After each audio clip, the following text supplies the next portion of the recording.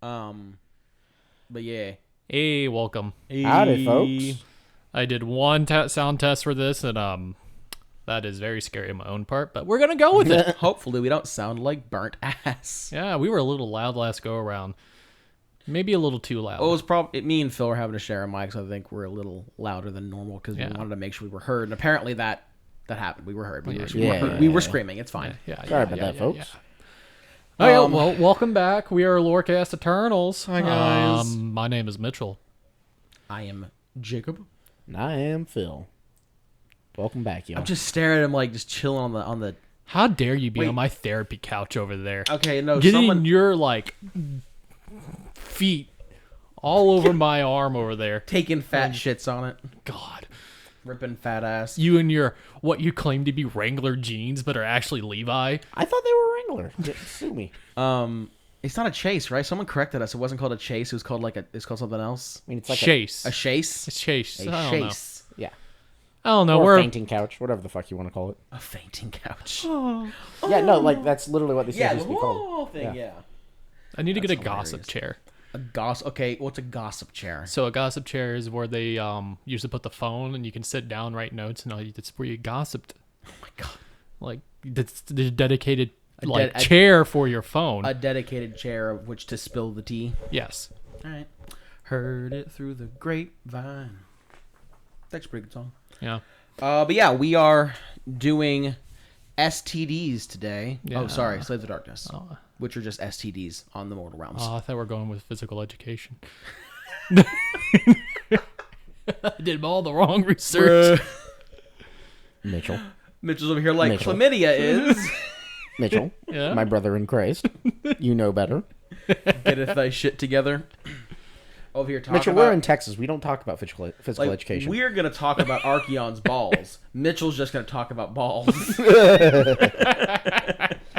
Exactly. But before we go into it, a couple announcements. Nothing crazy this one. I don't think we got any more Patreon members. No, as always, y'all rock. Yeah, shout out to Patreon. Sec- You guys are fucking awesome. Hey, Secondly, thank you very much. we have a new, well, not new, it's an old role, but we We kind of actually finally activated it. changed the purpose of it. Night Arcanums, yeah. Night and Arcanums. a round of fucking applause to our Night Arcanums. Because Guys are fucking champs. So to people who aren't on the Discord, we have the Night Arcanum role. It is essentially, it's been turned into like a lore helper role. Just it's a volunteer basis. People who help us do lore and stuff just because we suck or we're lazy, and they just help us do stuff. And I was we have like 3 or 4 people doing it now at the moment. If anyone wants to join, it's going to be open at all points in time. Just hit me. Hit me with a message. yeah. Yeah, But, the whole point of this Chaos Lord, Night Arcanum. So I happened to flip the page in this battle tome and it said Chaos Lord on it, so I was like, obviously I'm talking Brian about was like, Chaos Lords. But no, so the whole point of the Night Arcanum role is it's just to show people who have helped us do some research and whatnot. For instance, for Slaves to Darkness, they just came out with a new battle tome, and so we were asking anyone if we could, potentially borrow their battle tome. And they basically threw them at us. Yeah, and so a few people reached out and they were like, hey, if you want to borrow it, here it is. We're trying to do better at our own research by getting people to do our research. We're trying to be Exactly. better by delegating. Exactly. Dude, that's I think it was, yeah, so you got me to watch Fast and Furious 7, I think it was. Yeah. And like Mr. Nobody turns to one of the characters. I don't know. I don't watch Fast and Furious. I'm not a huge fan, but like If it was on, so I was watching. If watching it was Russell Crowe, then it was Mr. Nobody. No, it was Mr. Nobody because I know Russell Crowe. All right. No, not fucking Russell Crowe. Kurt Russell. Kurt Russell. Jesus Motherfuck. Christ. Kurt Russell. Fuck. I totally know my actors. Anyway. I don't. Kurt Russell, Mr. Nobody, has them all standing around the table, and like his little like left-hand man or whatever is giving one of Dom's crew shit for like, yeah, you're not really a leader. And so he's like, you know what, fuck you, bitch. And so he's like, yeah, I have a plan. And then he's like, cool. And then he's like, turns to his buddy and he's like, hey, this is what we're gonna do. You come up with the details of the plan. And the left-hand man is like gives him like this snarky look. It's like, oh yeah, sure. And he's like, I'm a leader. I delegate. That's part of leading. And it's like, no, dude, he's fucking right. No. So that was 8. That was Fate of the Furious, and yeah, no, that was a pretty funny scene. Oh, that was 8? That was 8. Yeah, that was Oh, Fate okay. because that's when Dom is like the I bad. Yeah, have see, you maybe can- seen one Case in Fast and point. Furious, No, but that's no. about it. Dom wasn't the bad guy. That was the movie where they were doing the whole like we're jumping out of the airplane in cars. Oh, what's your foot? And like we're attacking the bus. Yeah, that was 7. You know. Yeah. That was 7. 7. That's the one. That's the one where Oh that scene no! is. You know there was a second scene. I think he did that in 8 too. They had a scene because I yeah no okay I know what you're talking about now. I know what you're Yeah, talking about now. yeah. Because they're planning like where they're gonna drop Yeah, the and he cars was out like, of the "We're airplane. gonna go here," and they were like, "How in the fuck are you gonna do that?" Yeah, exactly. Bro, the Chaos Sorcerer Lord model looks so rotted. Night Arcanum. Thank you. Yes. So when we opened the Night Arcanum roll, I was expecting like 2 or 3 people to be like, "Hey, here like a little snippet." No, like an absolute fucking round of applause to our Night Arcanum. Yeah, because providing we sources got in MLA format. Yeah, we got Google Docs and shit, MLA formats and whatnot. Throwing battle. We actually have a battle tome from one of the Night Arcanums who lives close to where I do, and they're just like, "Take my shit." So They absolutely. were like, "Hey, would you like to borrow the limited edition, limited release like battle tome that came out with the box set?" And we were like, fuck yeah." Please and thank you. So yeah, like absolute fucking round of applause to you guys. You guys are fucking awesome, and we really appreciate you facilitating our laziness. Yay. I think that's it. I don't think we have any more. Okay. Yeah. So let's start off with the question. Who are the slaves to darkness? What is the slaves to darkness? Why are they the slaves to darkness? We must answer these 3 questions. How are they slaves to darkness? When are they slaves to darkness? You know, Where is Gamora? Who is Gamora? But no, you know, that's actually really funny. I said that initially as a joke, but that's like actually a question we could answer. No. Well, so I should probably preface before we continue. We're going to be breaking this episode up a little bit because Slaves of Darkness are very, very important to Age of Sigmar setting. Well, And the fact that there are 90% of the population of all humans in the realms. really, Yes. Yeah, Jesus Christ, yeah, because they make the note in the battle tome of like each realm has hundreds of thousands of clans of humans. So the cities are the only- cities of Sigmar are very much the minority of human population. Yes, and that kind of really brings this whole entire bit like how important these cities are. Yeah, 'cause they're and how bringing the light of amazing that they're Sigmar. actually still there. Yeah, because basically, if you're a human, there's a 9 in 10 chance you're a Chaos follower. Yes. and for that very small percentage of humans who doesn't live inside of the A city. cities, like they're basically on their own. Yeah. And really, the Slaves of Darkness didn't really come up until really the Age of Chaos. Yeah. When Sigmar kind of closed off all the realm gates. And Yeah, that's what caused it to really happen. Yes, Yeah. because he tried to save as many people as possible, but that many people as possible was not the majority of people. And he kind of left A lot. of people. Yeah, that's In these realms, I kind like of- to think that the Stormcast Eternals, while ultimately they were his end goal of having a force that could stand up to chaos, they were also kind of his way of apologizing to the people who died For during the leaving- Age of yeah. Chaos because they got left behind. When you say die to the Age of Chaos, you really mean die to the Gore Tide because they're the well, ones yeah, that basically fucking the kill gore, everybody. the Gore Tide is the big deal in Yeah. the Age of Chaos. There's only 2 realms that are not like really chaos stricken, and that's Azir and Hish. Okay, 3. Because And Shaiish. I was gonna say Shaiish. Well, yeah, because you go to there- Shaiish, the Gash is like, get the fuck out. Oh, yeah. There is chaos realm. There are Shaiish. chaos. Yes, There's no, a I lot thought you of were talking about Uldur. chaos tribes in Shaiish, but they're just not as prevalent. Well, that's because like it being if you're alive in Shaiish, you are the minority. So like it's kind of hard to have living chaos cults when you're like in the realm of the fucking dead. Nagash is like, your bones are worth more than you are. Yeah, Yeah, I well, just not got to mention, done. Nagash has done a very good job of making sure that the only god that's worshipped in Shaiish is him. Yeah, like Nagash is a gigantic Actually, fuck up in lots of things. There's one thing Nagash has done well is making sure Nagash's shit is just Nagash's shit. Just got done listening to the Vulture Lord audiobook. Ooh, how'd that go? How was it? I actually thoroughly enjoyed it until roughly the end because I didn't like how the plot kind of twisted at the It's end. always the endings that are just rough. Yeah. But over that, it gave a really good sense of how the realm of Shaiish really works and how really the Osiark Bone Reapers, they've been there for hundreds and like almost thousands of years at this point. Yeah. And it's just, yeah, look, a Khorne Lord band over there is coming. So Osiark Bone Reapers, just go and kill him. It's like, oh, look at that. Oh, wait, a title, a tsunami of bones. Oh, yeah, those are fun. Huh, neat. Yeah. So how was your day, Bob? Moving on. Well, yeah, that's one thing that I'm not sure that we really hit the nail on the head whenever we were covering the Bone Reapers. Was that like They're not unless you new. come across one of the like really fervent I forget what their clans are called, but groups of Bone Reapers. A lot of the times, the Bone Reapers, when they come to collect the Bone Tithe, they just kind of roll up and they're like, "Hey, we need your bones. We need our bones." And like by this point in time, they've been around for so long that everybody's just like, "Yep, we've been expecting you for the past 2 days. There you go." Bring out your dead, ding ding. Yeah, a little bit. Bring out your dead, ding ding. Well, apparently, just because of how things are done, sky burials are. This is not a Shyish episode, but sky burials are very I prevalent. had to specify. We're just going on a tangent. Sky burials are very prevalent within Shyish. Sky barrels being It's old. What's that? It's called. They have a thing in the London Museum called The Hunt, and it's a wall mural. Not Mesopotamian. It's like in the Mesopotamian area.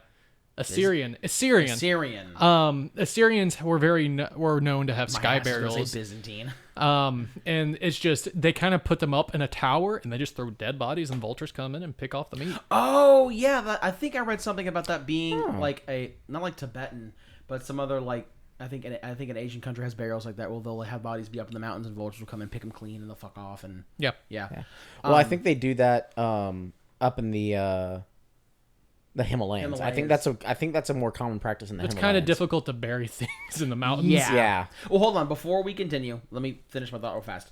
We are going to be breaking this episode up into 2, maybe even 3 parts because this faction is too important to try and cram everything into one. So the first episode, this one, is going to be a more like a philosophical episode about like why the slaves Guys, exist, how they view welcome themselves. to a how people 3 view a.m. them. Waffle House discussion. Basically. We're not going to be like talking about the different war bands and we might talk a little bit about the leaders, but we're not going to be breaking down war bands and the different types and and like demon princes and things like that. We probably will end up ranting about Archeon lore because they change Archeon lore in this book and we all kind of hate it just a little bit. So if you're looking for like hardcore like breaking down war bands and shit, that's going to be next. And like I said, there might even be a third part. As the STDs, that's what I'm calling because that's what they are.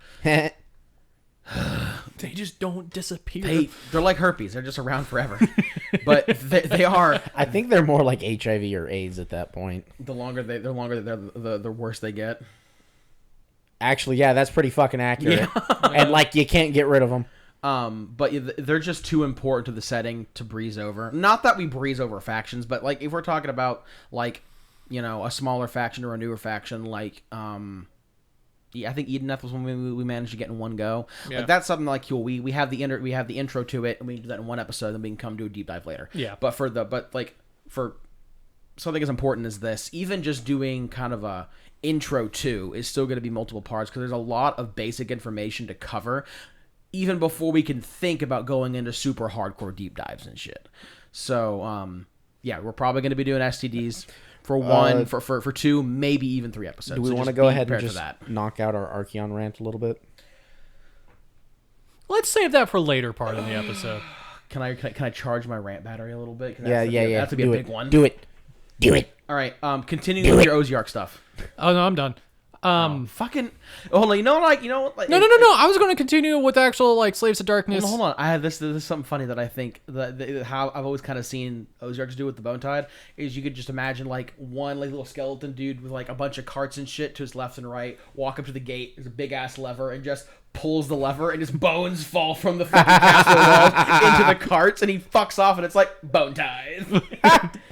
Honestly, that's pretty funny. Like, I'm just saying, like, there's no reason for it not to be quick, clean, and efficient. Go in, get your bones, go, and leave. I would say this about the Ozarks. The person who's in charge of, like, the Bone Tithe in that area, like, the general lord of the Ozarks, they're really seen as gods by their citizens because they don't know anything else. Yeah, they're protected by everything. This is the dude who grabs our bones and makes sure that we don't get fucking murdered. Yeah. Because there are, like, I'm assuming Soul Blight and Oziarks are the ones that, like, roam Shyish and, like, keep Shyish secure. Yeah. The Soul Blights, they will have actual territory because, like, they're vampires. So they'll have, like, their keeps and whatnot that they look after and things like that. Oziark do have, because The actual higher up Ozarks are a lot like Necrons. The actual higher ups have a lot of character. Okay, Necrons or Tomb Kings? Listen. Hold on. Both. Hold on. Dick skeleton. Moving on. Yes, Dick Skeleton. Motherfucker. This is Make me a Slaves spit to on my Darkness microphone. episode, not an Ozark episode. Just neat. Hey, new short quote. There it is for you. This is a Slaves to Darkness episode. Yep. Oh man. This But isn't a STD Listen. episode. But Usharon though. Who? More talk of delusion. Oh God. Yes, Oh, Daddy. fuck yeah, dude.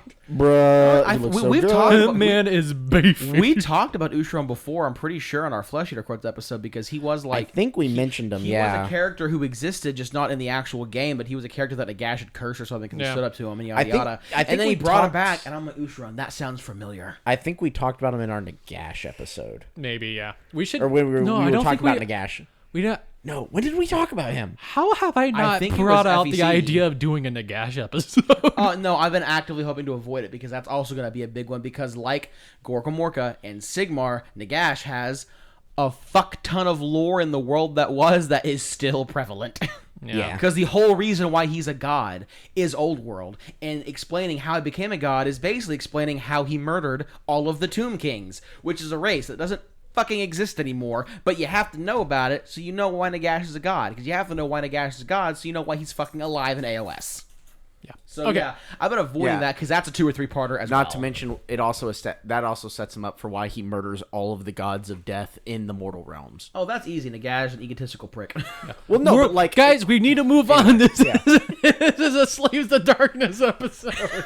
dude, isn't it nice though whenever all of our tangents are mildly on topic instead of like, hey, I want to talk to you about the fact that ducks have corkscrew penises. You know what I talk? I want to talk about the fact that dolphins will violate fish corpses for fun. Okay, guys, we're moving on. Moving on. No, I want to touch back on that one. Hold on. Okay, I'm gonna get water. Y'all go do that. I've seen a video. It's pretty. No, fucking I it's actually pretty didn't. graphic. I actually didn't want to touch on that, Mitch or fucking Jacob. Shut the fuck up. Want to know something fucking hilarious? As long as it's not about dolphins. It's not about dolphins. Okay. That's a whole ass bonus episode. Why Okay. dolphins are horrible. You've played Barony with me and Julie and Steve, right? I played it for all of like 5 minutes. Okay, cool. But you understand what the game is. Yeah, it's a not a roguelite, but it's a dungeon diver. Yeah. So I was playing as a cleric, right? And clerics start off with mace proficiency. That's their whole thing. Okay. So I found I found the legendary mace called like Charon or something like that. And Okay. the whole point about this mace is that it's pretty good. It beefs your armor and it gives you magic regeneration. But the mace also talks to you, and I mean it talks constantly. And the mace will give you it'll tell you secrets in the game. Like it told me about where to find like secret weapons and like the Minotaur maze and shit and cool shit like that. And it's pretty cool. And then it'll hit you with jet fuel can't melt steel beams. Oh shit. And shit like that. I'm sitting there just murdering a goblin, having a good time. Text, bottom of the screen. Jet fuel can't melt steel beams. Me, pissing myself in laughter, unable to defend myself as a goblin fucking murders me. Guys. So it was like, find this mythical mace in the maze. Magic can do this. Blocking is good. Conspiracy theory! And it just completely just floored me. That's So- amazing. Oh, it was great. It was fucking great. You ready? Guys, we're 20 minutes in. Talk about dolphins? God damn it. Please. I'm sorry. Get We fucked, need to talk Mitchell. about the philosophical ideas of what is a Slaves to Darkness. Okay. All right. So, and part of the reason we want to cover this first is because Slaves to Darkness are very important, and it is all too easy to just write them off as like the bad guys, and they're bad because they're bad. Like, well, that's Like, not they are strictly bad. untrue. It is important to understand like their motivations to help you understand who they are in setting as characters. I just want to because- state that are they really bad? It's a thing of perspective at that point. Okay, I'm Well, sorry. again, when this- you this hold goes on, in- when you murder children, you're a bad guy, regardless of how you see yourself. But what if it's baby Adolf Hitler? Yeah. How would we know? Because now we're working on assumption and Because speculation. Zinch can see the future. Okay, And what if but Zinch knows? Are they actively talking to Zinch? If And they're a disciple of Zinch, they and might if be. it's Zinch, why would Zinch want to kill baby Adolf Hitler? Maybe Zinch would Okay. love baby Adolf Hitler. Well, it's like the whole idea is like, But again, if you yeet this a baby is- into a volcano to get it to rain, is it really that bad? It's your culture to do so. If you believe that that's objectively what's happening. But again, this is part of why This is part of why we wanted to cover the I was philosophy of the 100% Slaves to about to Darkness. be like, you want a fucking box? Let's fucking go. And then Phil was like, wait a minute, the episode. And I was like, I'm coming for your ass, Mitchell. But again, this is why we wanted to go ahead and cover their philosophy, because a lot of times the actual servants, the actual members of the war bands and things like that, they truly do believe that what they're doing is good, or at least they either believe that it's good or they believe in themselves enough to not give a shit about it. Also, Or- a or lot they're of being times it's deceived. not. Yeah. It's not just this idea that Like the eighth circle of the they Baron Guard. know that they're following Korn or Zinch or Nurgle. A lot of times, I heard the example. It's like the Lady of the Woods or something like that. It's like you don't know who Nurgle is. Well, You're one just of my- following this person that you think is about life, and that's only one of my aspect of Nurgle. favorite quotes from Darktide, the 40K video game, which I realize is a little off topic, but I want to bring it up for a if the reason. quote's prevalent, the quote's prevalent. So, you know, Skulls for the Golden Throne. That is a line has the same spoken energy as by Sigmar's demons. Yeah, that is the line spoken by the zealot class. So these are supposed to be like clerics of the God Emperor of humanity, and one of their catchphrases Really angry is clerics. skulls for the Golden Throne, and yet that is only just a couple words different from Skulls for the skull throne. Yeah, But up, actually one Yeah. word. But blood Which God, skulls for the throne. skull throne is a Skulls for devotion the- to corn. Skulls for the skull throne, bad. Skulls for the golden throne, good. Yeah. Like, I understand it's a matter of perspective is accurate, but there are some things where when you say it's a matter of perspective, it's a fucking cop out, and you both know it. And that's all I'm gonna say on that. I think you're wrong. But we can cover that later. Welcome to Philosophy I'm fucking 101. sure we will. I'm gonna leave this all of us are gonna leave this house like bloody after beating the shit out of each other. But okay, let's start with the beginning of Age of Chaos, because this is where really the Slaves of Darkness come from. No, you cannot drink my monster. You should have gotten your own. I would wanted a sip because you just fucking left it here abandoned. Guys, please. We're already 21 minutes into this, please. So dolphins. God damn it. Yes, you can have a sip, but you got to pass it over here. I'm okay with that. When Sigmar shut off the gates to Azir, he kind of left a lot of humanity just to be kind of left to their own devices, and guess what? There's chaos. And at this point, to people who are lost, if in case they either have forgotten or haven't watched our episode on it, when the Age of Chaos started, which was when Chaos really started trying to kerfuck the mortal realms into non-existence, Sigmar, after losing the Sigmar, well, no, because Sigmar retreating into the Azir was actually the beginning of Age of Chaos, because that happened at the Battle of Burning Sky. I'm pretty sure. It was basically when he lost his hammer, and him and the tribes of men and everyone else who was fighting with him were defeated by Archeon. Sigmar retreated to Azir with as many people as he could, and he locked the gates of Azir and then spent a vast majority of the Age of Chaos purging all of the chaos elements inside Azir. yeah. So whenever Mitchell says he abandoned people or locked people out, that's when he retreated to Azir and locked the gate so that chaos could not enter Azir, because he lost Archeon and he knew chaos was coming, and it was coming So- to end everything And- again. Yeah, and then there was no like really big force to fight chaos. So guess what? It was a join or die, and really for every like one person that fought off because they're like truly stuck in their beliefs that Sigmar is the god to follow and everything like that, there was another like group, let's say 90, that would just be like, man, I just want to live. No, I think the actual metric is one for every one that stayed true, there was 100 that fell. Yeah. Yeah. And it's just at that point it's just human nature to survive. Yeah. So yeah, I mean, it's, If you're Like surrounded, your if you're in a god world just surrounded by abandoned you, blood- and you're like, it's a biological feature of the human body to survive. Like your body will shut off. Like for instance, if you're cold, like you're like your body starts like withdrawing blood and heat from your arms and legs to center around the organs necessary to keep your ass alive. Yep.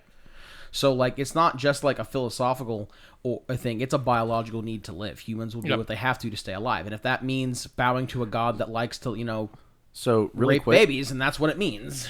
So really quick, funny little note about your anecdote about the cold. So in adults, that's absolutely true.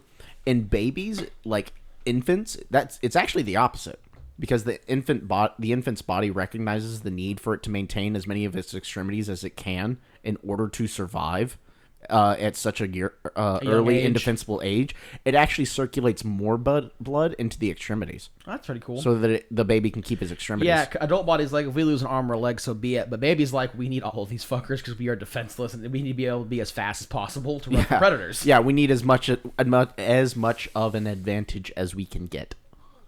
So, really, that's kind of where this idea of slave to darkness come from. Because at this point, they're just, okay, I guess I'm gonna follow this one person. The That's vast majority of the followers that fell to chaos really didn't have much of a choice. They had a choice. So the choice was live or die. yeah. And like, it's really easy for people who, I mean, it's a fake Especially- setting that doesn't exist. So like, there's not much to say about it. But when you think about it in the perspective of like, if this was real, like how strong of a person are you to look death in the face and go, Yeah. I'm okay with dying for a god that may or may not care about me. Like how many people can you say live on Earth currently that have the faith to be like, I'm cool with dying for a god that may or may not be real or may or may not have abandoned me.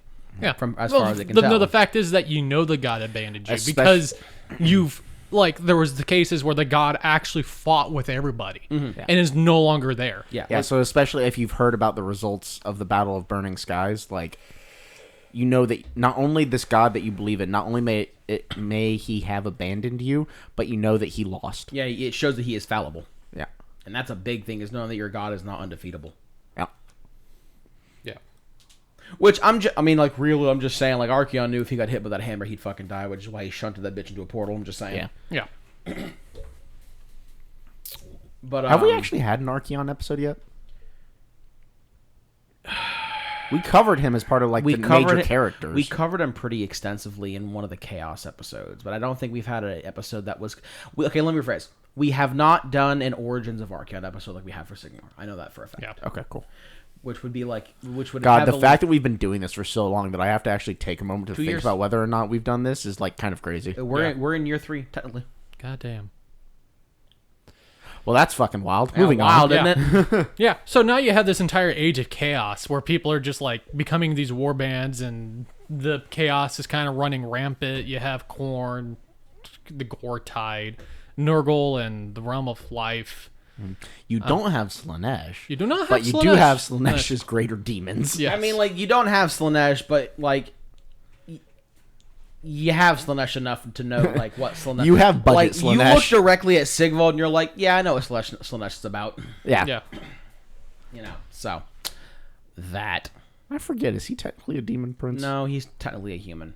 Oh, No, okay. no, he's a demon prince now. No, I'm pretty sure his... No, I mean rules. His model... I mean book rules. His model is still I think tagged book with rules Slaves he's a of demon Darkness. prince. I'm gonna look this up for the 4th time. No, yo, do y'all's thing. I'm looking this up for the 4th time. Okay. We No, have I this asked the fight. question, motherfucker. We have I'm this looking it fight up. every time. I'm looking this up, motherfucker. Mitchell, carry the episode. Oh God. Don't talk about how depressed you are. I'm actually not depressed. It's okay. For fucking once. Dude, this is God. the second week in the row that I'm not going to work on a weekend. Life is great. And this is going on good. Oh God. Where was I going with my argument here?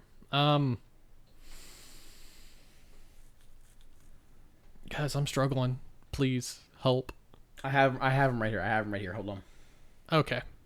All right. Sigvald's keyword is mortal.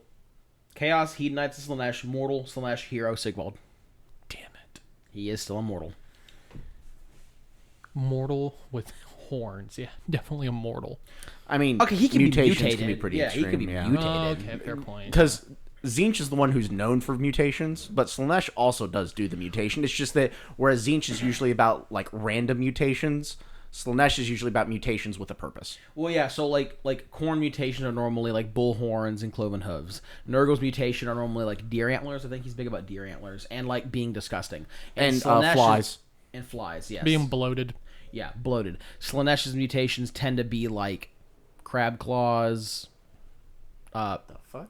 Slenderness. slenderness, very sleek horns, things like that. Yeah. And then Tzeentch is just like, Tzeentch Would just you like another arm? Tzeentch To have just another- Jackson Pollock shit against the wall, and he's like that, and that's what you're getting. It's like octopus tentacle, bird feet, 13 eyes, another octopus tentacle, a swim bladder.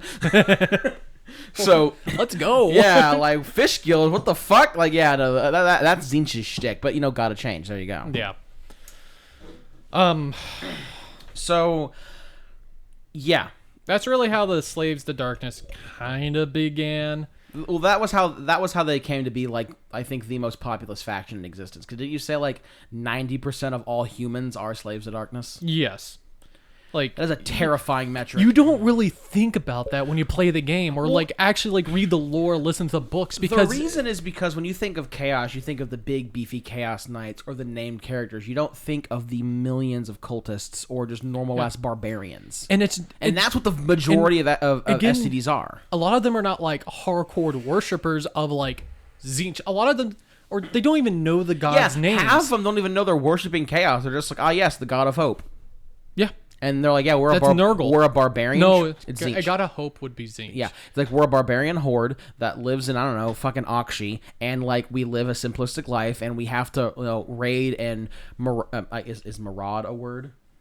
Yeah. In like A maraud, marauder. yeah, maraud, and that's our way of life, and we have this god of hope that we pray and believe to, and they don't even know that they're pooling resources into the Chaos Gods realms because they don't even know that they're serving the Chaos Gods. They just know that we have to raid to live and we're barbarians, and that's their entire tribe. Yeah. And like for all we know, depending on their perspective, lols.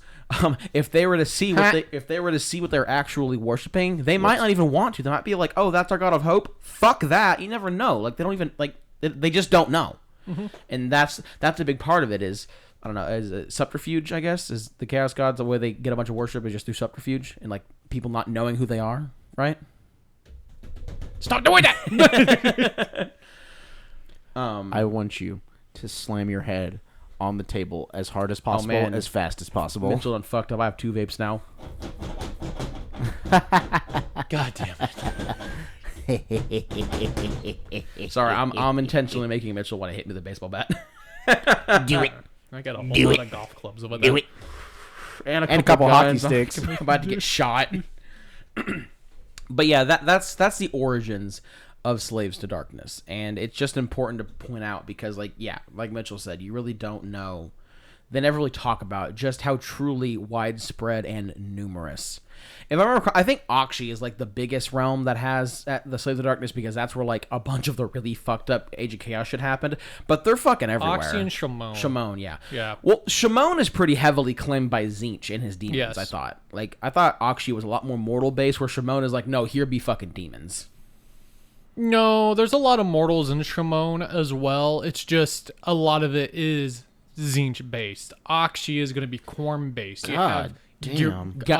Giran isn't Nurgle based, but Nurgle really wants Giran. He fucking tries. There is a lot of Nurgle and Garen than you really, really think. Because remember, these worlds are supposed to be, I think, supposed to be 10 times larger than Earth. Like, that is a lot of land. Fucking seriously?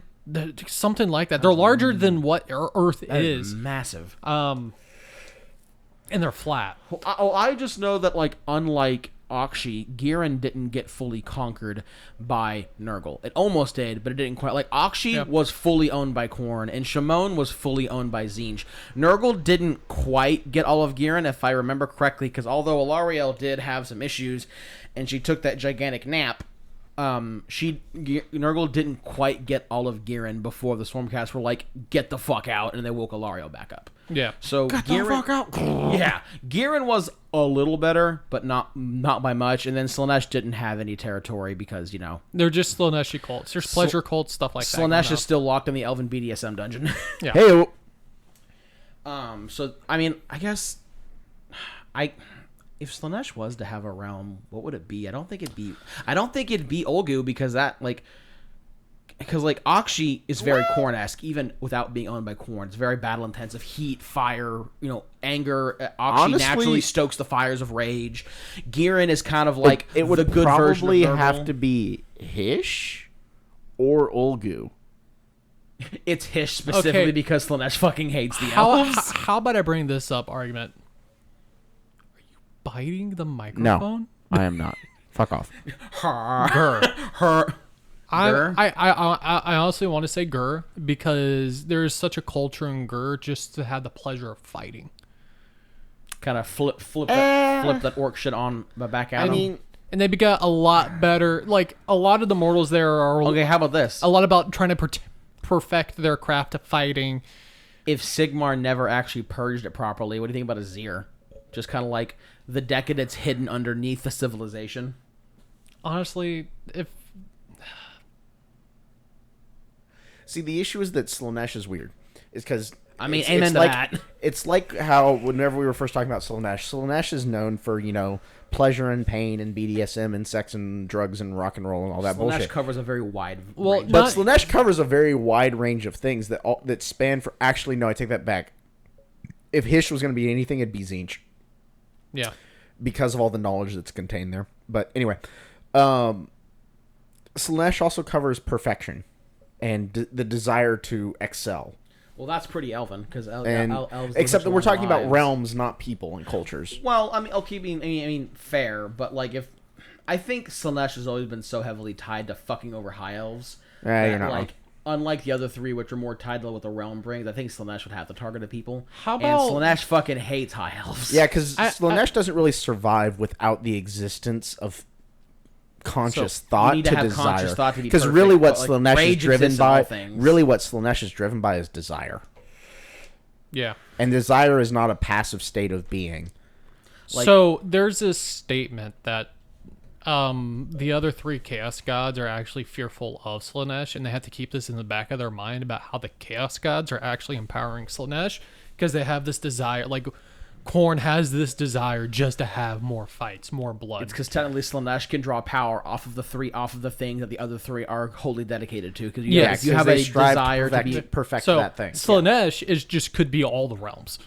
Yeah. I would still say main power base being Hish because high elves, but yeah, Slaanesh technically covers a purview that would be all mortal realms. Yeah. All mortal races that have conscious thought. Because like Nurgle could exist without actual sentient life or unsentient life, because as long as plants grow and decay and die, Nurgle still exists because it's the cycle Yeah. of life and death.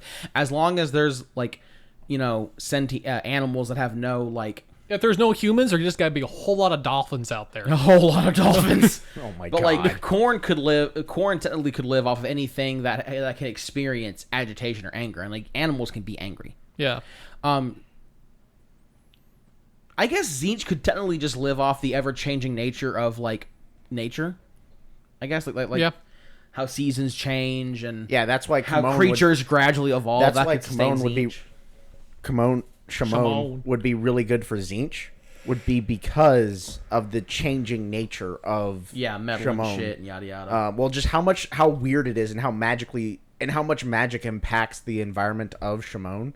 Whereas, no, wait, not Shimon. Could you imagine the Shit, little where the dwarves are, the flying Akshi? dwarves. No, the flying dwarves. Shimon?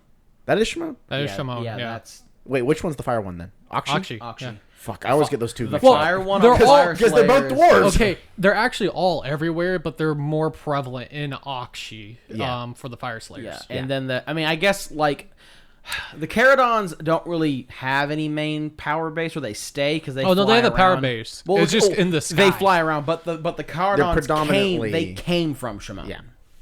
And Anyway, then they took those guys and then fucked off. Nurgle would obviously be the garden, but Nurgle could also just as easily be live in Gur, I would say. yeah. But then so could really Gur is actually a really good place for all three of them, because Nurgle would enjoy the life that flourishes there. The in its very ever-changing unique landscape, ways, too, is but Tzeentch. also because of how much change occurs because of the conflict that is so because of how conflict-ridden Gur is as an entire plane. I think that was a Oh, it's your baby boy. oh, it's It's the your baby baby boy. boy. It's the Scared baby boy. crap out of me. But no, Someone was breaking in. I was like, Yeah. Mitchell, get the gat. yeah. But then also, Khorne would love it because of all the conflict. Yeah. Even like Hell, the you na- have mountains trying to kill each other. yeah, even the Exactly. natural state of like the land is fighting in Gur. So like, yeah, that would Yeah. make sense. And then Slaanesh really does need desire to live. Slaanesh needs conscious thought, Yeah. I would say. Yeah. Which Well, definitely. yeah, because you How need a is this conscious pertain- thought in order to have desire. yeah. How is this pertaining to the Slaves to Darkness? I don't think it is, but like it's adjacent because like the It's kinda, very close. Of our tangents, it's the closest we've gotten so It's the far. closest so far. Yeah. So yeah, getting that little back on track. So kind of what this all boils down to is this also shows some of the mindset of why people would join the slaves to darkness, Survival. especially of the old. I know they're not called Norskins anymore, but of the Norskins, the humans who would join the slaves to darkness, like think about it. If you grow up in a society, a warrior society, where being the best warrior you can be is the pinnacle of your society, then of course it makes sense that you would fall to Khorne. Yeah. Because then Khorne's all about being the best warrior you can be, regardless of whether or not you're killing babies or anything like that. Slaanesh. By the way, we kind of use that as a very extreme example. They're not all killing babies, okay? Yeah, no. But also, like, if your Chaos God whispered in your ear to kill a baby, you'd do it. probably you kill would a do heartbeat. it. Okay, Abraham. Perish, child. Okay, I would just like to point out that is one of the most referenced stories in the Bible, and yet we still applaud Abraham for it. Yep. And, like, he was literally going to kill his child. Congratulations for not killing your kid. You've met the bare minimum requirement for being a parent. I'm holding your cat. I'm no longer a part of this podcast. Oh, he hates it. I see it in his eyes. No, he fucking hates it. I just love that that one, like, vet in training or whatever took one look at a picture of Hephaestus and were like, underdeveloped cerebrum. It was like mental issues. God. So what they're talking about, so I went to the meadery I think about a month ago, and I was just watching a hockey game there while drinking my mead, and a veterinarian in training walked up and just started talking about, she brought her dog, and we started talking about pets, and I showed her a picture of my cat, and she just went, stupid. That cat is stupid. And to be fair, like, Hephaestus does have like an honest to God brain issue because, you know, of like his Hephaestus's mother had an infection or something while he was in utero, and that caused his brain to develop weirdly. But the fact that she was able to, She saw that cat was like in a split second to go, oh, this is this problem. mentally challenged. Yep. I'd have been offended. I've been like, she's out of pocket, but she's right. Yeah. So, I think now would be a good time to go into the Archeon rant because it does kind of lead into the philosophical debate of how slaves of darkness might view themselves. Yeah, go ahead. So, we've talked about this before, but we're going to talk about it again because it is important. Archeon is like The Mary Sue. he is Big Daddy Chaos. He is the Grand Marshal of the Apocalypse, the overlord of the slaves to darkness as a whole, and he is from the world that was. And his world that was storyline, which or origins, which I believe are the better ones, or the better one, is that he is a child from a Nordland female. Nordland mother, which is Nordland was one of the provinces of the Empire in the Old World, and his father was a possessed Norskin raider of the Varg tribe. And I'm gonna let y'all put two and two together on how his dad and mom conceived Archeon. It was not fun. It was not consensual. It was not consensual, and that's how Archeon was born. He was adopted by a Sigmarite priest that was in the area, and he was named Dietrich Kastner, I think. Okay, can we talk about his name real quick? Can you imagine Earth falling to a man whose equivalent name is Derek? Derek. Like, think about that. Who is your All right, Grand Mitchell. Marshal? What is his ascended name?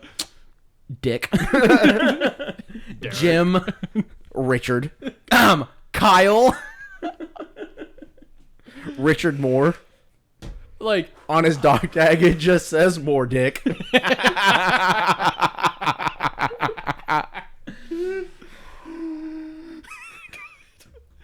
I just More think it's Richards. stupid. Honest to God. More dick. Is that why he's so angry? His name is so stupid. Moving on. Fuck. God damn you, Mitchell. Moving on. He became a Templar for the Order of the Twin-Tailed Comet or the Twin-Tailed Orb or something like that. And basically, he found out, I forget exactly how, but he found out that he Oh, wait a was... minute. I kind of want to make a disclaimer. I'm not saying the name of Derek is stupid. It's just the personification of a person named Derek taking over the world. Yeah. That's it. He found out that he was the child of his father was a Norskin raider and, you know, did bad things to his mom, and it really shook him. It shook his faith. So he traveled to a Sigmarite temple in Altdorf and was like, "Hey, Sigmar, like, hit me up, homeboy, because like I'm having problems." And because Sigmar was, you know, I'm pretty sure trapped in the winds of his ear at this time and not able to talk to fucking anyone, Yeah, Sigmar didn't do much of that whole like I talk to my people. Yeah, because he kind of couldn't. Yeah. But when his prayers went unanswered, Archeon renounced Sigmar as his god, but still kept his hatred of the Chaos gods, which were the gods of his father. And that's how he became Archeon, as he traveled to the Chaos Waste and went for the artifacts and yada yada yada. We'll deep dive more into that if we ever do an Origins of Archeon thing. But that is how he became Archeon in the old world. And they fucking changed it in AOS because they gotta fucking change all the cool shit. And I'm not a big fan of how they changed it. Not that it's bad, it's just like, I think his old world origins were fine. But whatever. Phil? Yeah. No, to be honest, I really did enjoy. I didn't like End Times, but I don't think enjoyed anybody did. a lot of the story that they made leading up to that. I enjoyed Archeon. I enjoyed Azazel. I enjoyed a lot of the Chaos backstories. I enjoyed Sigmar's backstory. I loved the lore that they had built. And then the fact that they have to just go in and destroy all that kind of annoys me. Like, to a certain extent, I get why they did that, because, like, you want to be able to sell new shit, and, like, you want to get rid of your old shit. And fantasy lore was a gigantic fucking hot mess. Yeah. But also, like, when you can look back at Archeon and you can see his character development over literally thousands of years of lore in game, or in universe, and, like, you see how he gets to where he is now, to me, I've always really enjoyed that. I love when I can see the long game, when I can see a character who was raised by priests, who loved his god and his brothers, who had to then face the fact that, you know, his past is not pleasant, that he isn't who he thought he was, who then goes to beseech his own god for help and clarity on this matter, and how it then leads to his loss of faith. Like, seeing that evolution of a man descending into madness, who then rises up again, fueled by hatred at the world, not because of what he is, but because but because the gods that he thought believed in him, he no longer has faith in them. And, like, seeing that kind of character development, that creates very powerful motivation. It's the same thing as whenever we talk, or Jacob, whenever you and I talk about Angron and 40K, and how, like, we used to think Angron was, like, the dumbest demon Primarch. Because it's like, oh, yeah, angry Angron, that's stupid, dur. And you read his fucking backstory, and it's like, Jesus Christ. Yeah, no, you start reading some of his stories from the Horus Heresy, and it's like, holy shit, this Primarch has, like, had a fucking horrible life. So, and then you read, like, what the Emperor did to him, and it's like, no fucking wonder he turned to corn. Another good example is when we talk about the differences between Guilliman during the Heresy and then during 40K. Yeah. Is how much he's changed as well. So what you just stated about, like, losing faith and like that, I also was going to bring up 40K, and it's really how dirty they did Logar, because they could have done such a better story with him. Fuck, Logar, me and the homies all hate Logar. No, that's Erebus. Yeah. Lorgar is just a bitch. Yeah. Erebus?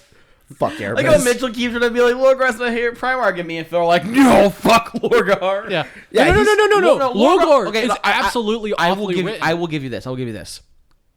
Manchuria was rough. I think it was Manchuria was the city, the holiest city. Not Manchuria. No. Manchuria is an actual place. No, you're right. No, that's place. No, fuck. Monarchia or fucking, I can't remember the name. Fucking, you got a phone. Use Google. But this, like, whole entire forget about idea of, like, you're losing your faith. Yeah. And you because have... that's the thing, is that he was a fucking Archeon when he was still a mortal man and not fallen to chaos. He was a Templar. He was one of Sigmar's most faithful servants. And then he starts, like, having this breach of faith, and he ends up coming across... So this is one note in the new Slaves to Darkness book, and I'm pretty sure this is where they got the idea to change his lore, is in OG Fantasy, he went and read the work of a prophet known as Nostradamus. Yeah, Alright, something like that. Okay, I found it. I know 40K can pronounce things really wrong, or not wrong, but weird Unusually? unusually. So I'm not sure if that's how you pronounce it, but it's Monarchia or Monarchia. Monarchia. That's right. Monarchia. That's right. Monarchia. Anyway, back on topic. So you get that one. That was dumb. He got done dirty on that one. No, his entire story's been done dirty because they could have written him a lot better. Yeah. Well, they were getting. Well, all the other demon primarchs were getting a glow up. He kind of got shafted. Yeah, Lorgar is just a gigantic zealot. And that's all they ever wrote for him was he's just a zealot, and that was it. I'm Yeah. the best of the best at being the worst. Anyway, so, and then he learns about where he came from and like who his mother and more specifically who his father was, and he ends up while going on this pilgrimage to try and like find his faith again, because it really shakes him. He ends up coming across the writings of the prophet. I think it's Nostradamus, which is 100% supposed to be a riff on Nostradamus. No, I think it's Necrodomos. Or Necrodomos, that's right, that's his name. The Necrodomos the Insane, which was what he was called in the world that was. Yeah. So Necrodomos wrote about the end times. He predicted the end times, and that's kind of why he was considered insane. It's because I think seeing that future drove him insane. Anyway, I mean, like if you So- read the vision saying, "Hey, everything is going to explode," yeah. no one takes that well. So then, Derek. Derek over here. Kyle came in. So Derek comes in and he reads about how not only is he half Norscan, he is the person who brings about the end of the time and the end of time. One of the most faithful of Sigmar is The supposed end to of the destroy time. Sigmar's like. Yeah, it's supposed to destroy the world. Yeah. And sorry, I was looking up, so I kind of missed it. This is his AOS roots, right, or his origins AOS.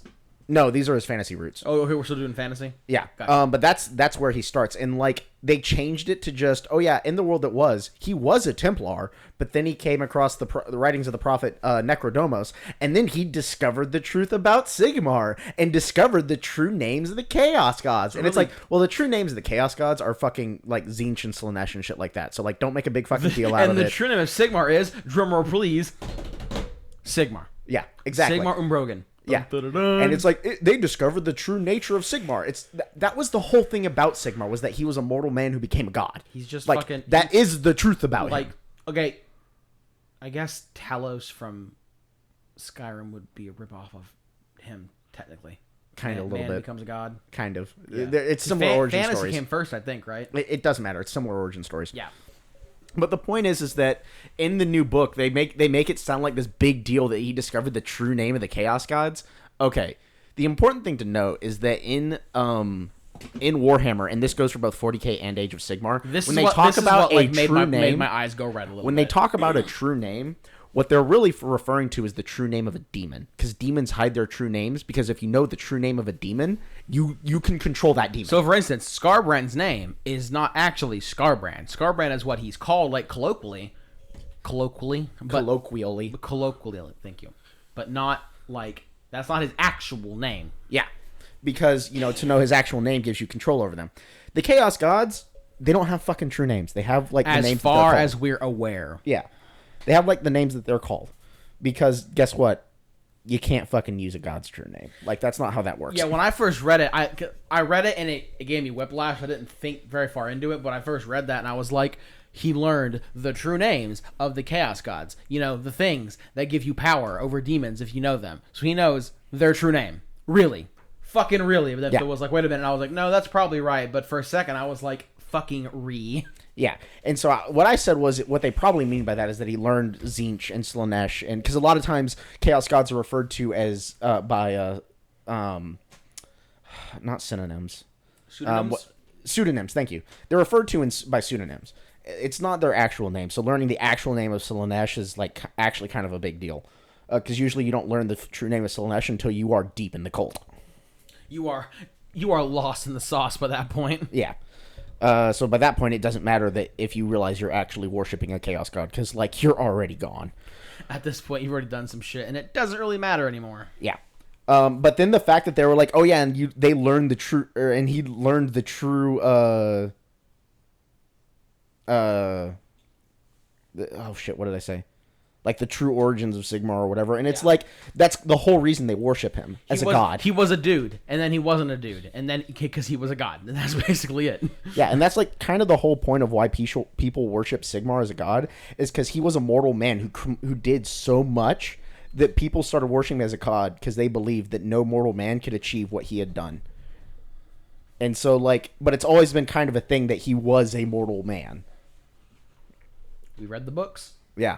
And so like that, and that's like all they say about it in the new fucking Slaves to Darkness battle tome, and it's just kind of frustrating. There might be some books that delve a little deeper into it, but like we haven't found anything yet. So Yeah, it's just a little frustrating. But anyway, going back to the philosophy though.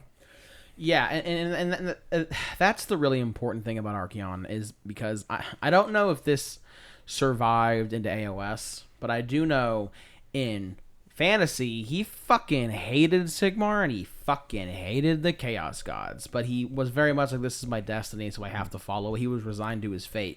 But I'm pretty sure that has turned into, and I think this is his current belief in AOS. Don't quote me, I'm not entirely sure. But it's kind We of... haven't done our deep dive on Archeon yet. It's Well, more... we're doing it now. This is no longer a Slaves to Darkness episode. It hasn't been for Traitor. the past 55 minutes. Joke's on you, this is the D&D podcast now. So, 5th level... So we're going to talk about why Baldur's Gate doesn't go past 12th level. I didn't ask how big the room is. I said I cast Fireball. No, so what his ideology has morphed into is that like mortals are held back by the machinations of uncaring gods, and the only way for mortal life to ever truly be free is to be free from the yoke of the divine. And his entire goal in life is basically to, if you're a god, you are in fact on my shit list and I'm going to murder you. And then humanity and humankind, elfkind, dwarfkind, mortals in general will finally be free to live as intended. Yeah. So that's kind of the He interesting just thing has to be a about- horrible fucking person in the process. Yeah, to that's do the it. interesting thing about Archeon is that if you just look at his ideology in terms of like he just wants mortals to be free from the machinations of uncaring gods, like if I just told you that that was his plan, no context, nothing else, like I'd sign up. Yeah, he's a pretty cool That guy. doesn't sound too bad. Not at all. And then you realize that you're also expected to like murder innocents, and it's like, yeah. ooh, and- hold the fuck and- up. Well, these words are coming from the lips of a man who's killed probably billions of innocent people. Yeah. I don't think the population was that big, but you Oh, guys, no, remember, he destroyed, on his way from the world that was to AOS, he destroyed whole ass realms. Yeah. And that is canon AOS lore. Oh, that's right. On top of how many people died in the world that And was. lizard yeah. people are people. And those people. But our burn Jurassic people- Park And people. Skaven. Oh god. Okay, I said innocent. But yeah, all the people that were killed. No, actually, you know what? I stand corrected. Everyone that died in the world that was is technically on. What's his name? Nick Ash? No. Dracothian? Nope. Give me a second. Just give me Describe. Vampire Boy. World that was. Manfred? Yeah, technically everyone that died in the world that was is on Manfred's body count, because that's technically his fault. That bullshit he pulled. But no, like all the people that died. Wait, isn't Manfred now one of the Mortarks? Yes, and it pisses me off. I just want that bitch to die. No, all of the people that died in the world that was technically Archeon's body count. All of the people that died in all of the realms that he destroyed on his way to AOS, Archeon's body count. All of the people that died in fucking Age of Chaos, majority Archeon's body count. Chances are he has probably killed upwards of billions of people. No, actually, I think technically the Age of Chaos. I don't think that's actually majority on him. I think that's majority on I forget his name, but it's the Corgus corn Cole, guy. Corgus Cole. Yeah. Okay. Yeah, the leader of the Gortide. He unleashed it though. Like I'll give it he to you. facilitated I'll the give it to Age you. of Chaos. I'll give it to happening. you. Yeah. I'll give it to you. Okay, it's like the nuke Because- killed No, no, no. everyone in the city, but who launched it? No, Kind no, of the no, same thing. no. This goes back to our earlier conversation we had before the podcast. Delegation is an important part of leadership. Archeon's like Corgus Cole, go kill 93% of the Mortal Realms population. I can do that. We're gonna get this done. As And you wish. But that's where it comes into, like, it's all a matter of perspective. Yeah. Because, like, in my opinion, Archeon kind of gives off the, like, just because I'm a bad guy doesn't mean I'm a bad guy. But no, Archeon is a bad fucking guy. But it's all from our perspective. But if you're Archeon or if you're his followers and yada, yada, yada, it's all a matter of perspective. And that's when shit gets kind of dicey. I think from Archeon's own perspective of how he used to be, he knows that he's not a good person. He's just trying to do good But I things think with I bad. think Archeon has now decided. Dune, the golden path. Yep. That's the vibe I get. I think Archeon has now just fully embraced that the ends justify the means. yeah. So I think he fully believes now at this point that as long as some remnant of mortality survives after the destruction of all divine intervention, then he has won. Yeah. But that's also the big reason why Archeon hasn't made the final step into demon princehood. He's technically still immortal. Still nothing mortal. technical about it. He is technically. I mean, I'm pretty sure he's immortal now because of, like, chaos shenanigans. No, but he's mortal. Oh, he's killable. If he like, that's the funny thing is if he dies, he's fucked, because the Chaos Gods will rip his soul apart. So The issue is that the Chaos Gods kind of fucking love him. So if he dies, he might not, like, die, but he would be dead, because once he dies, he is now fully in the grip of the Chaos Gods. It's either the Chaos Gods would rip him apart, or the Chaos Gods would be like, "We love you so much, we're gonna bring you back to life." But at that point, he would be fully in their grip. Dante. He would be Dante. Either that, or they'd force him to go through the Soul Forge. The what? The Soul Forge. It's where demons go whenever they die. Oh, okay. I'm talking about the AOS Soul Forge, not the 40K Soul Forge. I was like, excuse me, Yeah, no, the AOS Soul Forge, not the 40K Soul Forge. man. 'Cause Your those are two different punishment's to things. be good. Yeah, your punishment is to be a good guy. I'm like, you're telling me that they're gonna bring back Archeon as a Stormcast before they bring back my man Carl Franz? You meant the fucking. That's not the Soul Forge. I know. That's the my brain, Anvil of Yeah. Apotheosis. my Yes. brain went to that initially, and I was like, motherfucker, excuse you? No. Oh fuck. On that topic, so you know Warhammer Plus's show with Knave Black Talon. Yeah. Yeah, so I finished that. yeah? Spoiler alert to anyone who hasn't watched that show. Knave was a champion of Nurgle. And when she died, Sigmar forged No her shit. into a fucking Stormcast. So that means that And she's. every time that she hunts for her origin story, she keeps finding this, like, it might not be Nurgle. It looked pretty Nurgle-ish to me, but it might just be a That's a really big chaos. thing in the Hollow Knights. Well, that was a really big Gardens deal of whenever Nurgle. we were talking about Illyria. Well, the Lord Celestin Or, did that. Not Lord Celestin. They're called the Redeemed. Yeah. What is the dude? Well, when we were talking about Giran and Nurgle's invasion, because the big thing about that was Celestin Prime. Yes, he did that Yeah. to someone. He killed him, and Sigmar ripped a piece of his soul that was still, like, uncorrupted and made a whole ass Stormcast. and they're called the Redeemed, and that's Yeah. like a huge deal because doesn't he go on to join the Hallowed Knights? Yeah, But no, the difference was he it's did- the Hollow Knights, and it's really, actually, it's a good book to get that idea from it because he has this problem of, like, I know I was a Nurgle follower. And this has, like, it 'cause feels they like he's keep- tainted already. because Well, they hold on. Let me finish Okay, because yeah. it kind of goes. So basically, during the show, Neve is always trying to find out who she was. It's a pull that she can't avoid, and she keeps finding these people who were killed by this nameless champion of chaos, and she keeps thinking she's these different people. But the problem is, so, like, let's say she thinks she's this, like, this one chick in the show looked kind of like Egyptian, and she thought it was her, and she's like, "Oh, I'm about to figure it out." And you know the older Stormcast that follows her. His duty is to kill Knave every time he's about to figure it out, Why? so she'll never remember that she was a Chaos follower. Sigmar gave him that duty because whenever because she's about to figure out, because she thinks she was this, like, chick who protected all these people in Giran when Chaos came, and she's like, but wait, if I was her, why can I remember shit after I died? What the fuck's going on? He fucking shoves a knife right through her neck, and he's like, I'm so fucking sorry, but you're not going to remember this. And she gets reforged. And every time she gets reforged, she has no memory of the shit she found. And so she's following this Chaos Champion. Which is so stupid. Hold on, I'm not done. She's following this Chaos Champion, thinking that she is the people this Chaos Champion kills, because this whole thing of this Chaos Champion was it killed the champions of mortals to prove that it could. When in reality, she was the champion the entire time. And during the show, and like the last episode, she actually talks with the corrupted part of herself, and it shows her the truth. And and it's like you have two paths. You can be reforged, and you will forget everything we have talked about. You will forget who you really are, or you can choose the path of freedom to make your own choices. And it kind of implies be chaos again. And Knave's like, "Fuck you! I'm going to go be a Stormcast again and do whatever good that I can before I am inevitably reforged." And the chaos, and he said that is my choice. And the chaos part of her goes, "It was always your choice," implying that every time she's died, she talked with her chaos self.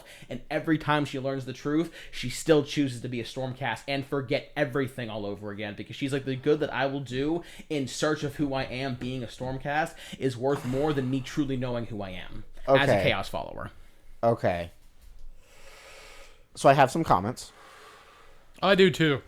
Because the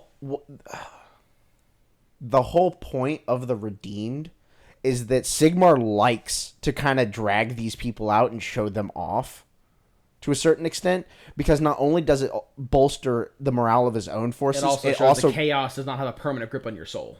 Yeah, and that's kind of a big deal when 90% of humanity are chaos followers, not necessarily because they had a choice, but because they believed that they didn't. And now Sigmar is showing that you do have a choice. Yeah. But here's the thing, though. I thought that... go ahead. I thought the Redeem was a thing because it was the power of Sigmar's hammer and the Celestant Prime that was able to cleave off a piece of their soul that was uncorrupted. Stop hitting the table. Sorry. I'd have to double check. Bro, Jacob, you are in the fucking danger zone. I know. Quit fucking with them. But no, because I don't think it was necessarily the Celestant Prime or his hammer or Sigmar's fucking I think hammer. it was more just the fact that there was a shred of good left in that Chaos Champion. But here's the thing, is maybe there was nothing good left in Neve because of her corruption, and it's the fact that she doesn't remember who she is. It's kind of like if a serial killer gets amnesia and is a good person because he can't remember it, but should that person remember it, they go back to their old ways because their brain is back to how it was. And maybe it's Neve not knowing who she is what makes her capable of being a good person. And if she was to truly, I guess that kind of goes against what I just said with her talking to her own self and always choosing to be a Stormcast and forgetting. The only never mind. I retract that statement. I have the issue that I have with that is that I don't like that the Stormcast that follows her. It's an Annihilator, isn't it? No, is it or a Paladin of some variety? I think it's a Paladin of some variety. Okay. Well, anyway. they're all Black Talons, so like it's but Black Talon is like. It's like a group. He's a part of her squad. He is technically under her, but I think he's like her second in command. The big thing about those squads is that they kind of can form from multiple different Storm hosts. No, not Storm hosts, but different shit, what are they called? Different parts of the same Storm host. Like you can have an Annihilator, a Paladin, a fucking I'm trying to think of what the actual division Chamber. You can have members inside of a like these specialist squads come from multiple chambers. Mm-hmm. So you can have like a Sacrosanct with a Paladin, with an Annihilator, with a Redeemer, you get the point. Anyway. Yeah. I don't like that Sigmar specifically posted one of his Stormcast to watch after one of the Redeemed, because the whole point of the Redeemed is that they're redeemed. So, like, I don't know. I'm not sure how I feel about that. From a story perspective, I like it. From a lore perspective, I'm not sure how I feel about that. How I rationalized it was Neve might have been Sigmar's first go at making a Redeemed, and it was from what he did to Neve, which is how he learned how to make, like, a perfected Redeemed. And what that might be... are you looking it up right now? No, I believe the first Redeemed was the Great Unclean One that the Lord... Great Unclean One? Yeah. That's a full-blown demon. Yeah, but it still was a human once before. Okay, it wouldn't have been a Great Unclean One. It would have been... No, because greater demons are just straight up pieces of the gods that are sheared off. I think it's plague bearers that were once human. Well, they can be, but at that point, there's just straight up demons. The host body is converted, not the soul. That's what I'm looking for is the name It's- of the demon that the Lord Celestin, not Celestin Prime. Celestin It was Prime a demon killed. prince, I thought. No. It wasn't a demon prince. It was a champion. It was a mortal. It was just a mortal that was heavily corrupted by Nurgle to the point where nobody thought that anybody could come back from that. And then he got splatted by. Yeah, it was a guy who had like straight up the mark of Nurgle on him. I had my book. You have my book. Now this is hold on. This is also assuming that show is canon. I would assume it is because it's on It has fucking to be. Warmer Plus. It has to be. Yeah. But no, if you look it up, it'll be in this. It'll be in the story about whenever Nurgle invades Giran, and the Celestin Prime has to come rescue. see, It's that on the is Hollow the for trying to main wake up redeemed Alarielle. in the book of Hollow Knight's Plague Garden. Well, that's what I mean. Neve might not be a redeemed. What I'm saying is what Sigmar did to her was Yeah. which was how he was able to figure out how to make the redeemed. Like he did the shit to Neve, and he was like, okay, I can take a chaos follower and make them a Stormcast, but Neve has issues. How do I do that without them having issues? And that might be why he needs the Celestin Prime, because he needs the direct intervention of Galmaraz. Well, here's the thing, though. And maybe that's why that redeemed is considered one of the redeemed, while Neve isn't. And when here's also a thing that I thought about that I actually really enjoy, and it kind of leads back to like Sigmar being fallible because like not all gods are perfect, is Sigmar might not know that Neve always consciously makes the choice to go back to be reforged instead of returning to her chaos roots, because Neve always gets all of the information on her death and she always makes the choice to go back. So And forget. it might be that Sigmar doesn't know that she made Oh, that yeah, 'cause choice. how could he know if Neve doesn't remember that she makes the choice? Yeah. He might just be like, okay, That's interesting. we don't know. I don't know what she'll do if she learns it, so I'm just gonna prevent her from learning it because, like, if she dies, she's gonna be reforged. Oh no. Okay, I like that a little better than that. Like Yeah. that's kind of what I thought. Yeah. But yeah, that was the show. It was super fucking cool. Okay, I like that a little Yeah, better. no, that's actually the show that I wanted to show Mitchell when we came out. I wanted to throw up Warhammer Plus to show him Black Talon because I really enjoyed Black Talon, but there's no way to watch Warhammer Plus downstairs. Rip. Yeah, because like PlayStation can't go on. PlayStation can't go on to the internet, and Warhammer Plus doesn't have a. Tornus the Redeemed was Torglug the Despised. Torglug to Tornus. Yeah. No, I'm not. Get out of there. What was Tornus or Torglug? Once a Lord of Plagues. Okay, yeah, Yeah. so that's Chaos Lord, right? Yeah, that's Chaos Lord. That's Yeah. specifically a Chaos Lord of Nurgle. Yeah, if I remember correctly, yeah, the Celestin Prime came down, and he just went boop and like fucking annihilated him. Get out of here, pretty boy. But yeah, no, I watched that and I was like, that's pretty fucking cool. Yeah. I do like the idea that... So I like the idea that because Torglug is like the first known redeemed, I like the idea that he had experimented with Neve before. And that's how he got like the. Because Neve is an preset. old character. Yeah, she's like, so she was the first named character for Stormcast, right? I don't think she was the first, but she was one of the early ones. I think, oh shit, he's a Lord, Hammerhand? No. The first Stormcast, the first like named Stormcast was he's a Lord Celestin. But it's not Hammerhand, you don't think? No, it's not. Wait, what's his full name? Because I'm thinking of Harry the Hammer. Fuck. Well, Harry the Hammer is fantasy. Yeah, but that's whenever you say Hammerhand, that's all I can think of is Harry the Hammer. He's the Lord Celestin of the Hammers of Sigmar. Okay, I think that's who you're thinking of. Um, And yeah, his model looks like derpy as fuck. His face. Vandus Hammerhand. That's the one. Yeah, he has like he's that black guy with like the really like symmetrical beard. No, Oh, no. that That's is Bastian Karthalos. Bastion, fuck, that's Carthalos. You're right. Yeah. that is and he's Chatalos. the- Thank you very much. Chatalos. Yeah, and No, he he's is- the Lord Celestin of the Hammers of Sigmar, isn't he? No. Golden Boys. A Lord Celestin is equivalent to a captain. Shit, fuck. I'm sorry. Yeah, Yeah. he's the fuck. Lord Castellan.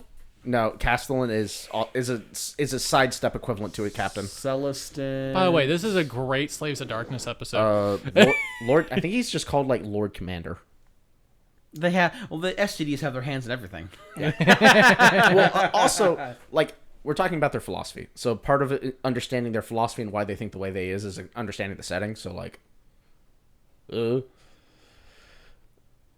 Lord Commander Bastion Carthalos. yeah, he's Lord. Yeah, Lord Commander. I was right. There's no higher rank in a storm host than Lord Commander. So yeah, no storm host leaders are called Lord Commanders. Yeah.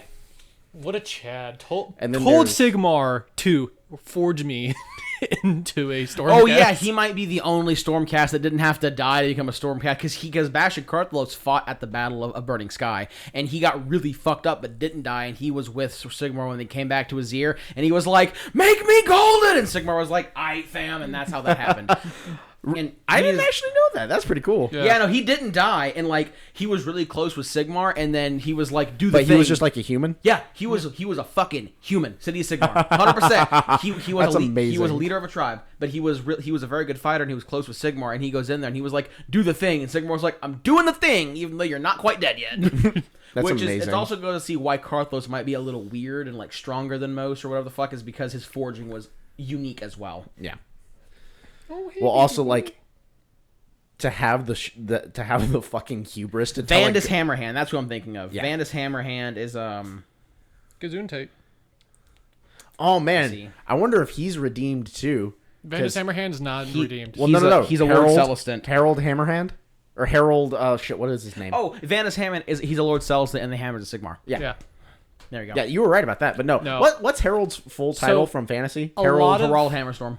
Oh, Hammerstorm. It's not Hammerhand. If they're redeemed, really a lot of the redeemed go into mainly the Hollowed Knights. That's their big shtick is because they were there for the first one, right? well they're so fervent in their fervent. in their worship of Sigmar Yeah, that's their whole thing. that Is it, they're like it super actually holy. it creeps out Sigmar to the point he's like Sigmar's like, calm I down. fear no man, but these looks directly at the fucking Hallowed Knights. These things scare me. They're just like, I love you, Dad. They're like, no, go away.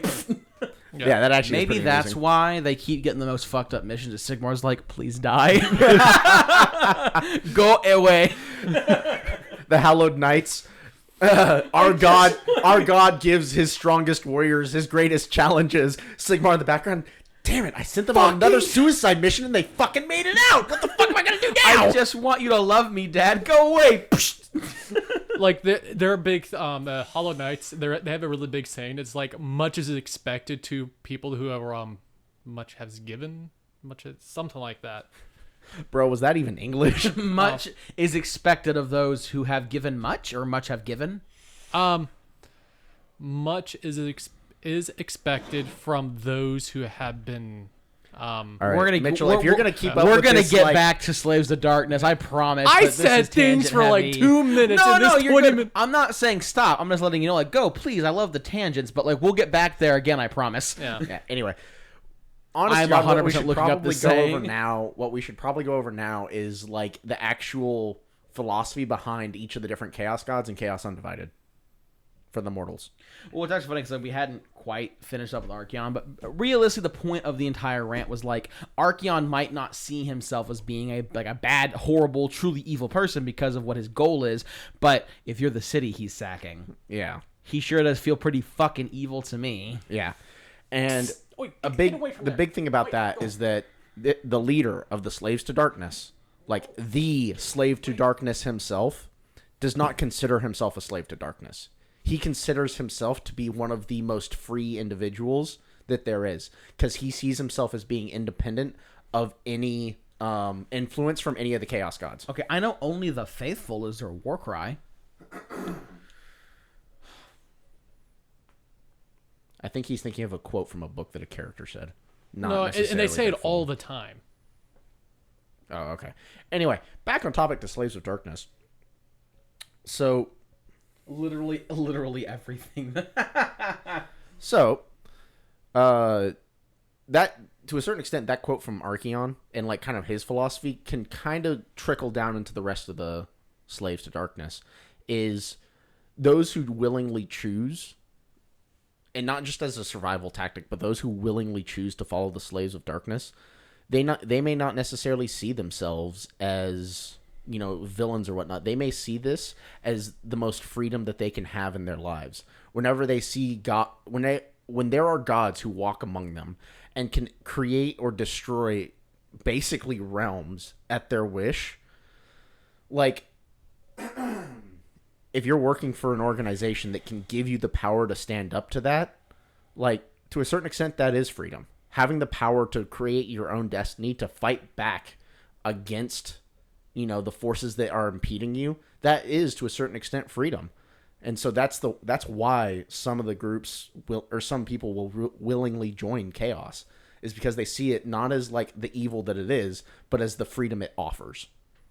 Now, generally, that freedom comes with a price. They just don't really talk about that. Yeah, that's not talked about.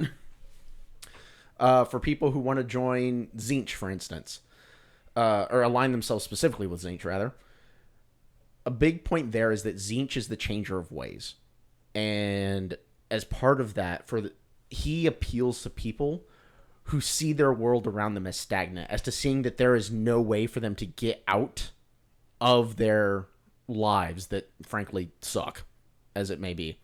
And so for Tzeentch, he offers them a change. He offers them a way to change the world around them. But he also offers knowledge and a way to learn. And so for people who want to learn or people who want to change, Tzeentch is very much something that can that draws them in, that appeals to them. And I think that goes back to, like, I don't know if this is how it is in like AOS, but I know it goes back to Have supporters? yeah. This goes back to the 40K thing, where like every chaos god has a good reflection or a good side. Like Khorne being the god of blood and slaughter and war is also the god of honor and justice. Yeah. And I know that's a 40K thing. I don't know if it's an AOS thing, because chaos So- gods are a little different. But like it's Again, it's the same type of thing. it goes to the entire thing of you have these hundreds of thousands of tribes, and they don't ever really know a lot of them don't know the full nature of their god. They're just kind of going like, there's the god of hope and stuff like that. The god of justice you can claim as one, and that's clearly Khorne. So It's really interesting. Hold on, before we continue, I'm looking for this quote real hard, but I haven't found it yet. But I did find a super baller quote from Grombrindle. I kind of found the quote that I was trying to do was to whom much is given, much is expected. To whom much is given. That makes more sense. Yeah. Oh no, this was from a white dwarf, and this is Grombrindle talking to another dwarven or Durden. I'm assuming king or something, who was doing the good old fashioned. I'm gonna hide behind my walls and wait out the storm. Yeah. So it goes, and this is Grombrindle in disguise talking to someone. This is what will always happen when the Durden seal themselves away behind their gates and wait out the darkness. You asked me to stay and watch over your hall. In a moment of weakness for the hearth I once knew, I agreed. But what is the brewer without the farmers and millers and carters, without the merchants and buyers in distant lands? What are any of us without our fellow Durden, without the humans and the elves who join us in shunning the darkness if we let them? The shadow will pass, but it must be made to.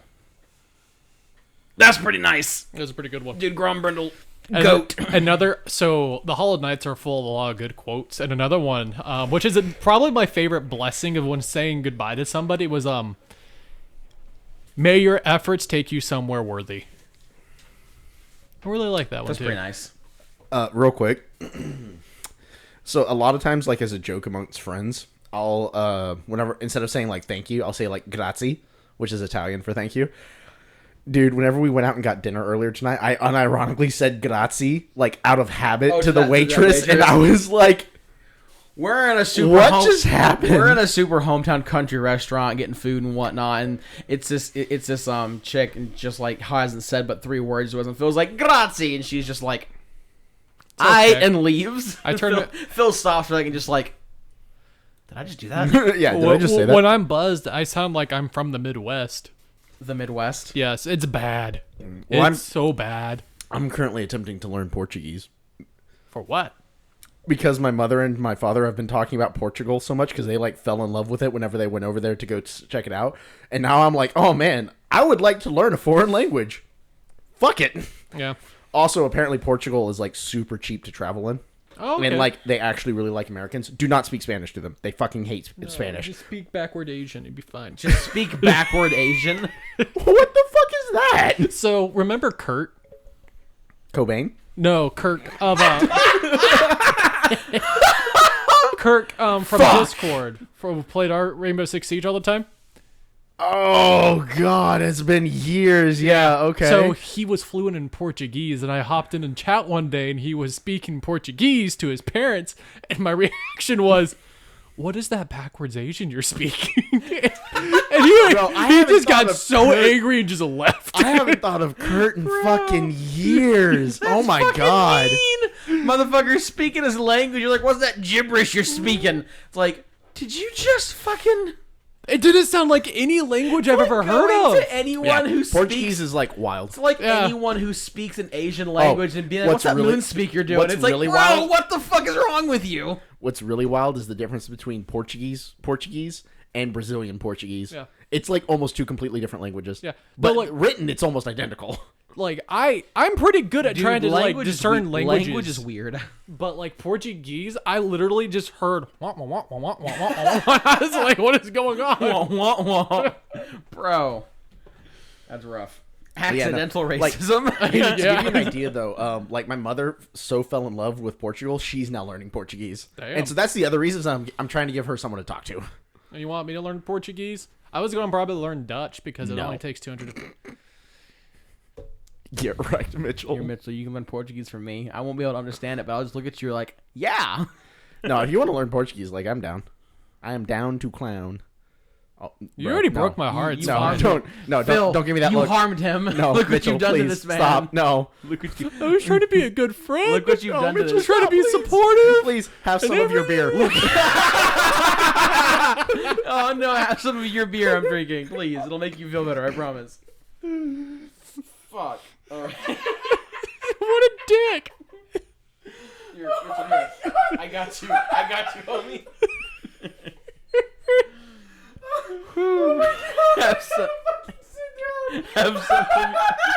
have some of your beer. Watch out for the painting behind your head. Oh my god! Oh my god! He broke himself. Oh fuck. I really fucking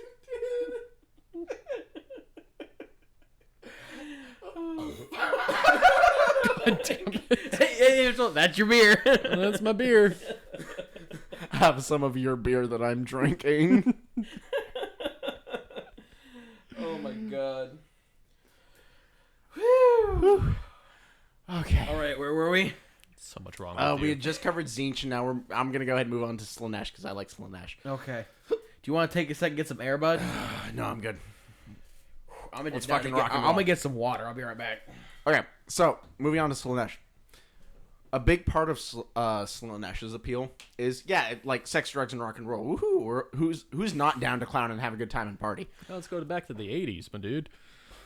But one important thing that people forget is Slanesh is all about excess and obsession and perfection. You okay, bud? Damn it! Now I have the hiccups. Okay, Would you like water? no, I would like beer. It's right there. I know. So with Slanesh, for someone who's never had anything, being told that someone can now provide you with everything you've ever desired, like that is a very, very enticing appeal. It's not only that. Let's also look at it from a different point of view. You are living, let's say, in just equivalent of a city of Sigmar, but for chaos. Yeah. There is absolute horrors. You'd be living in one of the not necessarily the warbands, but in one of the tribes. Yeah.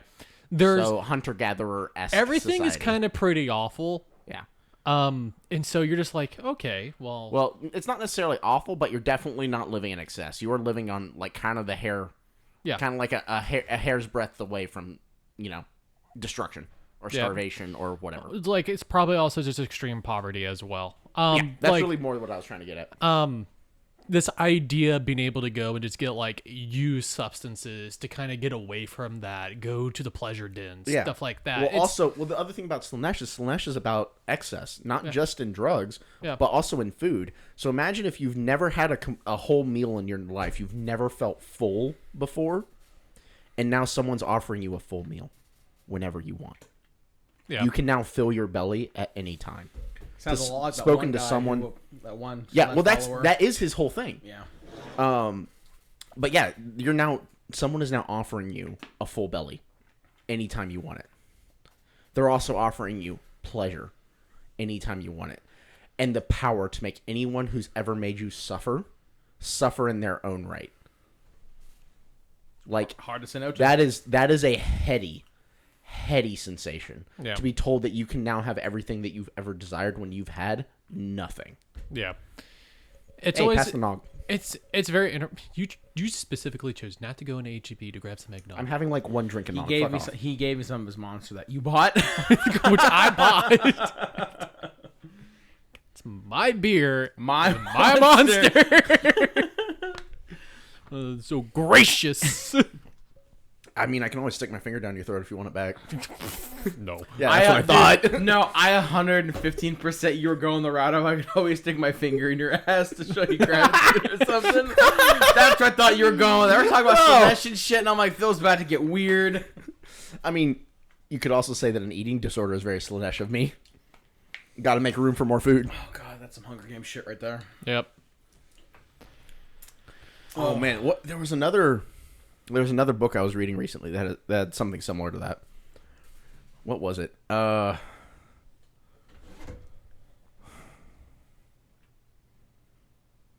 You okay, bud? I believe in you. Maybe it was. Yeah, I think it was something from the Murderbot Diaries.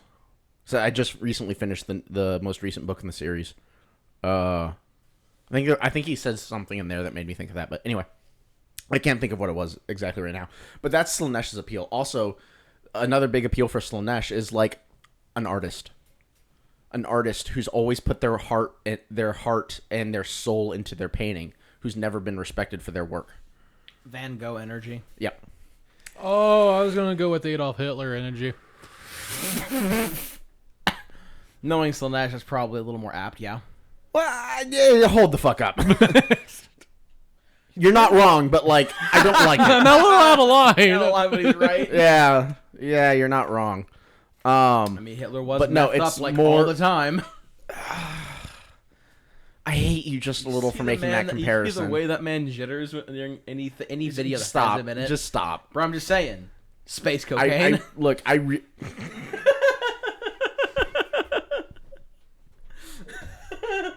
Here, Mitchell, I broke him in turn for you. no, fuck! Beat you with my fucking microphone. Oh, I actually found the better quote. Much is demanded of those to whom much is given. He's fucking still on this. Yeah. Anyway, but moving away from that fucking comparison, imagine and this ties into why Korn hates Slanesh so much. But imagine a swordsman who's always put his heart and his soul into knowing and learning the blade, and who's always tried his best, and yet for whatever reason maybe he's shorter than everyone else, like he's below average height for the rest of the swordsmen, Can never and quite so be can with his never peers. quite meet his peers, not through lack of effort or skill, but because he's been given a physical handicap that he cannot overcome. And now here comes this person who tells him that there is someone out there who knows how much effort he's put in and can give him that little extra ounce of strength that's required to be able to let him beat his peers. Could you imagine the amount of absolute disrespect it is to be a swordsman of Slanesh who your whole perfection thing was swordplay, to then get beaten by someone in a duel with a sword and they're just a human? Yeah. Could you imagine? Yeah, his name's Sigmar. Thank you for coming to my TED Talk. But no. Well, no, I mean if you're No. That's the whole not thing, a though. sword. That's a hammer. Thank you very much. No, I mean if you're a follower of Slanesh and you're do the whole Slanesh shit. Well, no, those are for the swordsmen. Myrmidons. And That's an actual unit, is the Myrmidons. Is their whole thing is that they are supposed to be the pinnacle of swordsmen. yeah, and of then mortal swordsmen. and then you get your ass kicked by a human Yeah. swordsman who And just that's- follows Sigmar, but it's just a human Oh swordsman. no, and that's their whole shtick. Is in lore, whenever one of their members dies, they kill in complete silence. They fight in complete silence. That's not terrifying. If one of their members dies, they go into a blood-curdling rage, and they forget everything else on the battlefield, and their sole goal until they die or win is to kill whoever killed one of their number. I'm assuming the Myrmidons are a Slanesh unit. Yeah, it's an actual tabletop. I think they're a mortal unit. The thing about them is that their box, the box they come in, also makes the twin souls. And the twin souls that's what happens whenever you let a Slanesh demon into your body and you share your body with a demon. but I don't think the Myrmidons are. Can we talk about how same Slaanesh thing. actually has like the most beautiful looking Age of Sigmar army? Well, yeah, because a bunch of it's fucking new. Yeah. Yeah. And hey, I mean, would it be kind of ass if Slaanesh had the ugliest units? Looking at you, Demonettes. Dude, Demonettes are just fucking rough to build. They're really Because finagly. they're really spindly and shit, right? Yeah, Like, they're just kind of rough to build. It's annoying. It's why I prefer the mortal units. If we're being perfectly honest, they're a lot easier to put together, Yeah. and they also look hot. They look really good. Ooh, spicy. Oh yeah. Oh yeah, bud. Real spicy there. Let's see here. We've covered Tzeentch. We've covered Slaanesh. Let's go on to Khorne. Corn, which is right equals might equals right. Yeah, might equals right. That's like And the that- best way to sum up Khorne. That is really it. You sat there and you're in a tribe and you've been so focused on war, you lose, but hey, you just kind of proved Khorne really yourself. favors the naturally gifted, as opposed to Slaanesh, who more favors effort. Slaanesh likes never people thought who have a about that. chip on their shoulder. I never thought about that. Whereas Khorne is very much like, you're already naturally gifted, let me make you the best. Whereas Slaanesh is very much, Slaanesh is looking for weakness. Slaanesh feeds on weakness. That's how they worm their way in. Yeah, Slaanesh feeds on weakness, whereas Khorne feeds on strength. Okay. Yeah, I mean, that makes sense. You know, I never actually said that until now, but that makes a startling amount of sense. Yes. Like That's I'm really having interesting. I'm having a little bit of epiphany here. Yeah. No wonder Khorne and Slaanesh hate each other so much. That makes a lot Yeah, of sense, that makes actually. so much Yeah. sense. Anyway, so yeah, Khorne is actually the most straightforward to understand, because Khorne is just straight up, if you're good at murder, he just wants you to be better at murder. If you're good at fighting, he wants you to be better at fighting. And like, that's really kind of all there is to it. It's has- also why it's so easy to fall to Khorne. It's because all you have to do is have hate in your heart and a desire to kill. A hate in your heart and be good at chopping motherfuckers up. So And hating you don't your even heart. necessarily have to be good at it. He just likes it when you're good. As long as you're willing to do it, he likes you anyway. Yeah. That's really it. Tzeentch. Why would people We already covered Tzeentch. we already covered? No, we haven't Yeah. we haven't covered Nurgle yet though. Yeah, you were reading up on your Hallowed Night quotes. Hey bud. I'm just not Hold on. okay, okay? Is it Myrmidesh Painbringers? Yeah, Myrmidesh Painbringers. I'm looking up Myrmidon. I'm like, that's not the right fucking name. Yeah, Myrmidesh Painbringers. That's the one. I'm trying to see what they look like. Hold on. They're actually one of the few units that wears armor. They actually have a pretty good armor save. A 3-up. Yeah. Yeah. Yeah. Okay, so they have a really good armor save. So actually Nurgle is very interesting of why people fall to him. Because a lot of people don't realize what Nurgle is. They don't, because it's always seemed like very jolly. But Nurgle kind of really feeds off of just despair. Yeah. The other big thing about him is that Nurgle, yeah, that's them. Gotcha. Yep. Nurgle, what really makes him very devious is that Nurgle feeds off the people who Nurgle feeds off of people's It's despair. yeah. It's like yeah. the lack of hope. His Yeah. whole entire thing is just to, like, it might be slow. It's something that you know is coming, and there's nothing you can do about In it. the words of Thanos, I am inevitable. That's what Yeah. Nurgle is. Yes. Everyone is subjected to the cycle of life and death. And sometimes it is creeping. And it's the dread of that Nurgle worms his way in. Yeah. Yeah. It's like how to make the pain go away. Yeah. And so really, it's not necessarily despair, it's more existentialism. That is a philosophy topic I do not want to cover at the moment. We're literally covering philosophy. I'm gonna Yeah. die. How do Suck I it not? the fuck How up. do I not die? Be disgusting. Yeah. But a big thing about it is, like, Nurgle, in my mind at least, Nurgle appears before people, not necessarily when they have them, when they're at, like, rock bottom, but when they're ultimately having to face their own mortality. Especially when it comes through, like, disease. Yeah. Because that's really where he strikes. Is imagine if you're suffering from, an egregiously painful disease. Let's just pick smallpox. You're suffering through smallpox. You know that there's a very good chance you're going to die. What? Holy fuck! I'm looking up Myrmidons on Wallhop because, like, while I'm listening. Myrmidesh? Yeah, Myrmidesh. Yeah. Yeah, Paragons of Battle, if they're wholly within 12 inches of an objective, you add 1 to their save rolls, giving them a 2-up. Yeah. Holy fuck, Yeah, dude. Myrmidesh are the elite infantry of Slaanesh. And they're 3 Mortals. attacks, 3 up to hit, 3 up to wound, 1 rend, 1 damage. Yeah, and I think there's 5 in a unit, 5 in a unit. Yeah. Looks like and their leadership is like 8 or 9, their bravery 7, or bravery. Yeah, but they have 2 wounds to pop. yeah. I think we've never been on so many tangents until it was this episode. Yeah. There's a lot to talk about. I'm gonna put Slaves to Darkness question mark as the title. Now, to Yeah. be fair, the majority of our tangents have been topic adjacent. Yeah. I'm gonna refer back to the Witch Hunters episode where we're talking about different types of swords and shit. Yeah. Where those tangents were way the fuck off course. Yeah. Hephaestus, get away from there. So going back to Nurgle. The way that Nurgle appeals to people is it's like, oh, you have diseases, I can make that end. Oh, you. Do you have pain? Would you not? Would you like not to like have to pain? never feel The pain important again? thing about it is that he also deals with emotional pain. So Despair- like I the think death of despair is a big so one. like going back to the whole like disease and illness.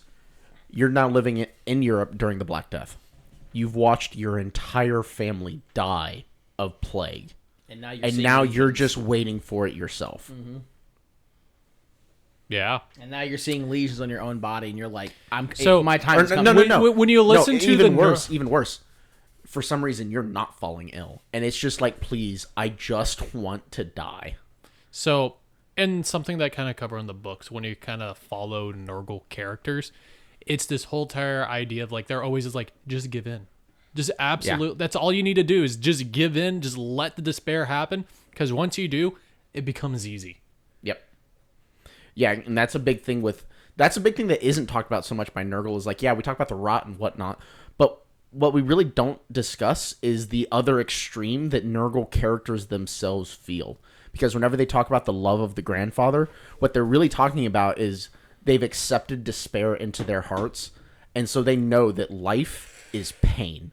But when they die, their grandfather loves them, and he will take them into his arms. Actually, because the main antagonist in Black Talon is a Nurgle like sorcerer lord basically, Yeah. and he has a lot of the same things like life is suffering and pain, but when you give into Nurgle, you'll never feel it again. Yeah, and that's his love, and that's his boon to you, is that you'll never have to feel the pain of life again. Which the really interesting thing about that is going into philosophy. This is going to be 100% a tangent in the Stormlight Archive. Spoilers ahead, by the way. I was for book having a 3. conversation with somebody last night at the meadery about what books they should read about Brandon Sanderson, and I said the Stormlight Archives. So in book 3, Should I One of leave the because characters- Spoilers for this- anyone who hasn't read that book. There's I my, already this said might that. be a spoiler for me. I'm in the process of reading that. this is 100% a spoiler for book 3. So like, if you be warned. I'm gonna leave. I'll be back. Somebody call me, okay? Well, let me. Okay. You might want to close the door too. Bruh. No. I'm just going to the living room. Okay, cool. No, I'll just yell at you. Okay. But in book 3 of the Stormlight Archive, one of the characters is trying to fight against a god, and this god is kind of like Nurgle, actually. So you've told me so much about the Stormlight Archive that You already yeah. know. Feel free this to is one of tell my- them, but I this already is know. one of my like 3 favorite scenes in the entirety of the Stormlight Archive. Yeah, no, All- yeah. You or at least of the 4 books. I'm gonna I've lay read. on that couch while you do that because No, you aren't, bitch. I don't want to take away from your stage. But no, so in it, one of the characters is trying to fight a god, and in order to do so, he has to challenge the god to a contest of champions. And so he goes up to the god, and he's like, "I challenge you to a contest of champions." And the god says, "Oh, okay, cool. I will name my champion, and my champion is you." And the character is like, "What do you mean?" And at this point, the evil god that he's fighting gives him back his memories, because this character had lost a bunch of his memories in regards to his wife.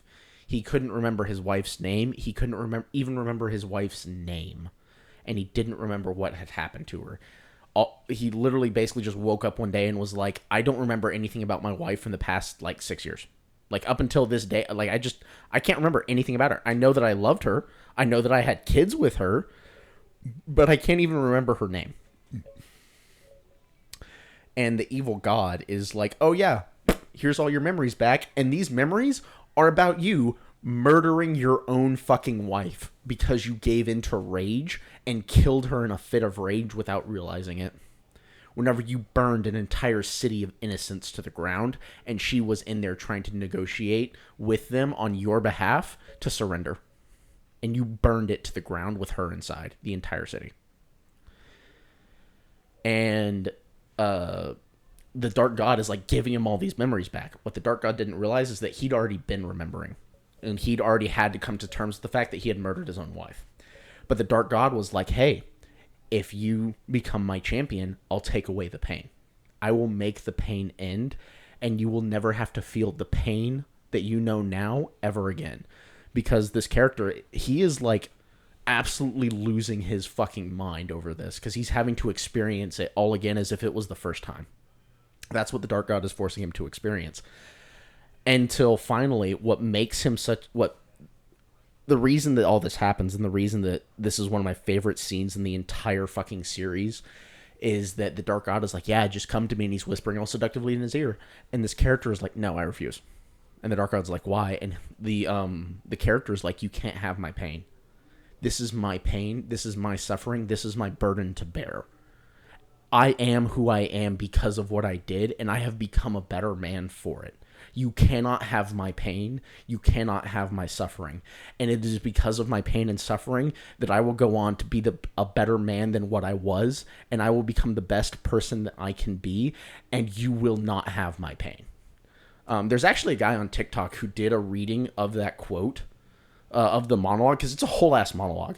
And I'm gonna forget his name, but he's a voice actor, and he does like book narrations and things like that for Audible, and he's like really fucking good. And he did that quote, and like I fucking cried because the first time I read that scene, I was like ugly crying because Brandon Sanderson has that effect on me. And then I got to listen to this guy read that quote, and he's a really good. Oh yeah. And yeah, no, I basically started ugly. I got halfway through it, and I started like actually bawling again because he did such a good job with it that I had to like keep moving on. Like I left him a like, but also like I couldn't handle that shit. It's like, this is neat. Fuck this guy, but that was neat. Yeah, no, it was really good. I ended up following him on TikTok because of that, because I just fucking loved how good he was at it. Go ahead and call Mitchell right now. But yeah. Oh, yep.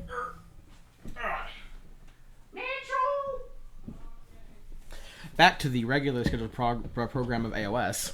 Yeah, but again, it's things like that kind of... It has a parallel. It has a parallel. But it's things like that Nurgle feeds on, is he feeds on despair. And so the reason why we've been going through this extended list of Chaos Gods is these are a lot of the reasons why the mortals fell to Chaos. And, like, once again, for the, like, 19th billionth time, it's all a matter of perspective, because these are all valid reasons. They may not be morally right, but given the choices that you had, like, lesser evils, right? Yeah, exactly. I mean, again, it's human nature to survive. Yeah. Mm-hmm. Oh my god, 1 hour and 46 minutes. We haven't done one this long in a hot minute. It's been a hot minute. Yeah. It's a lot to go through. Yeah. I mean, when you're talking about the philosophies of, like, why the followers of Chaos do what they do. Yeah. You know what I mean? Yeah. Yeah. Not exactly easy. Yeah. Because unlike in 40K, where you can just say everyone's the bad guy and kind of move on, in Age of Sigmar, there are distinctly good guys and bad guys, and you kind of have to make an effort to make the bad guys likable. And then, of course, there are followers of Chaos that are just evil. They just like murdering people. Hello, Be'lakor. Yeah, like they just love to, you know, rule over people and enslave people and kill and yada yada yada. And Yeah. those bad guys are bad, but it's very much like you can't paint everyone with the same brush, because not every. At the end of the day, the choices they made, if you're looking at like the overall like lore and the overall world, well, following Chaos is bad, and those weren't like the good choices. But when you are in the situation they were in, you just have to really put thought into it. Like, can you really blame them? Am I here just to be your punching bag? Yes. Is that all I am? Do I exist just so you can cause me pain? All I do Phil is... just blew a fat ass vape cloud into Mitchell's face, basically. I didn't mean to. I was just sitting Well, here. no, I don't know why Mitchell's bitching. We all know no matter what we do, the vape just navigates towards his face. Exactly. No, but shit, I had something I By the wanted to say. way, those are Anyway. like I think 3 or 4 shots that everybody's supposed to take a drink of.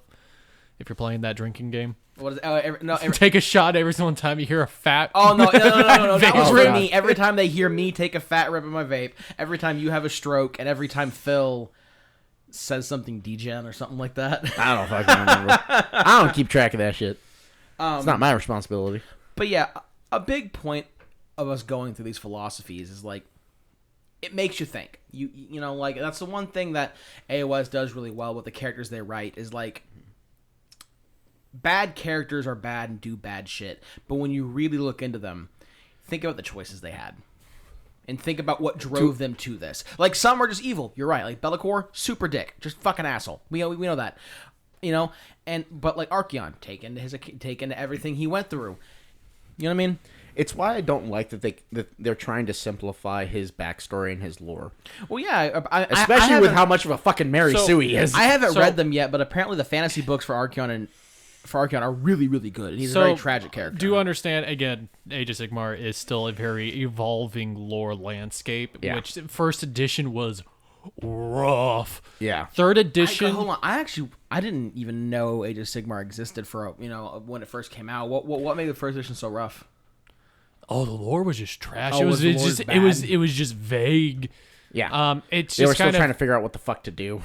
A lot of the lore that's kind of like been really brought out is just the books. That's just the books that's come out with it. So it's like first edition. Why are you playing Stormcast? They gold and I like. Pretty basically. much. You had the Realmgate Wars series, and that was really about it. The other big thing to note is the big reason we want people to understand the motivations of the Slaves to Darkness is because that's the entire plot point that sets up for the Redeemed. Yeah. Because so you can't have the Redeemed if your characters are pure evil. Because the whole point of the Redeemed is that there is some piece of their nugget soul left. There is some nugget of their soul left that still believes in Nugget. I'm sorry. Something about Nugget old soul just fucking. There is there is some piece of you left. Hi, welcome to McDonald's. My name's Celestin Prime. What can I get for you today? I would like a 10-piece McNugget soul, please. Sure. With a side of Golmaraz. Sure. Would you like Sinch, Slanesh, Nurgle, or Corn for that? Oh man, I'm feeling spicy. Give me Slanesh. All right, here you go. Watch out for the razor blades. Why are these nuggets shaped like dicks?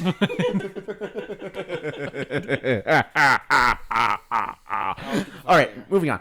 Oh, So, but like again, that's why we want to set up for that, is because that also leads into the Redeemed, and it also shows the motivations of some of these characters.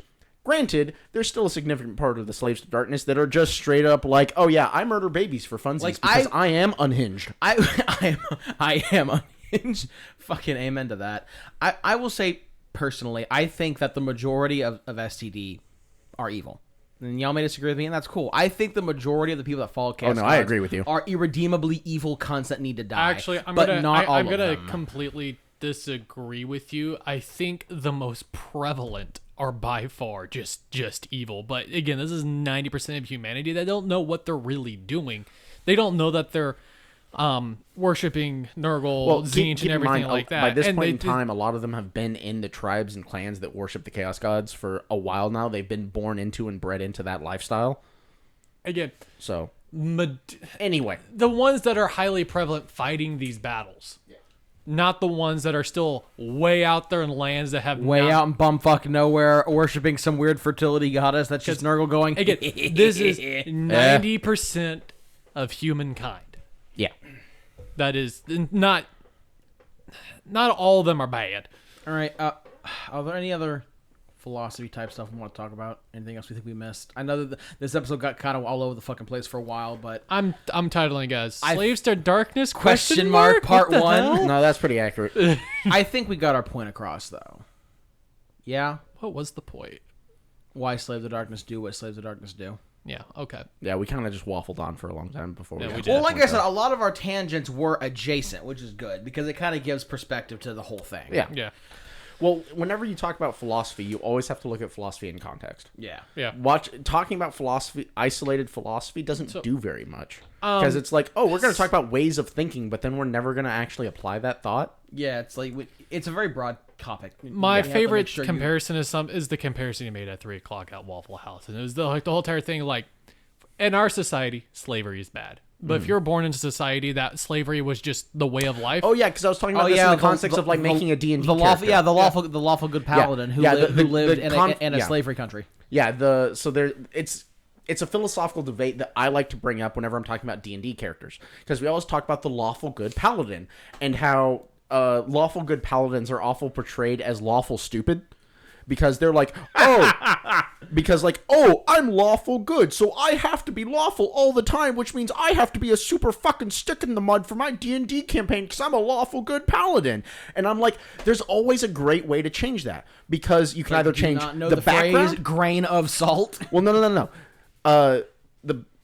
There's two big ways you can change a paladin. We're basically done with the episode. By the way, you can leave if you want. But if you want to hear this really interesting like philosophical debate for in the D&D setting, We please all know you continue. fuckers are here for the rant at the end. Exactly. yeah, So with a D&D paladin who is lawful good, because they're all supposed to be lawful good, there's two distinct ways to change that: the god you worship and the culture you come from. The god, because paladins respect two things: gods and culture. So if you are a paladin who worships a trickster god, Hold on. If you're a paladin of Lolth, actually, no, here's an even better idea. What does a paladin of Khorne look like? it's called a corn berserker. Exactly. Yeah. Because they follow their religious laws, which is murder Blood- and bloodshed. blood for Blooder. the blood god. Yeah, blood for the blood god, skulls for the skull And they throne. follow their culture, which is for the also blood cornflakes. for the blood god and skull for the skull throne. But yeah, again, So murder a is lawful good. well, not necessarily goodly. good. It's but good a for the lawful bones. Good, a lawful good Put his hair on your paladin. chest. A lawful good paladin would come up on a duel between two men where one of them pulled out a knife and stabbed the other in the side. Whenever and the paladin could look at that and go, no, that was lawful because this was a duel. You should have known better than to expect on the battlefield than to expect your opponent to play by the rules. And so, On the other hand, he could also look at that and go, that's absolutely not okay, because Khorne is about honorable combat and standing up, and you agreed to a duel, and you played dirty in a duel.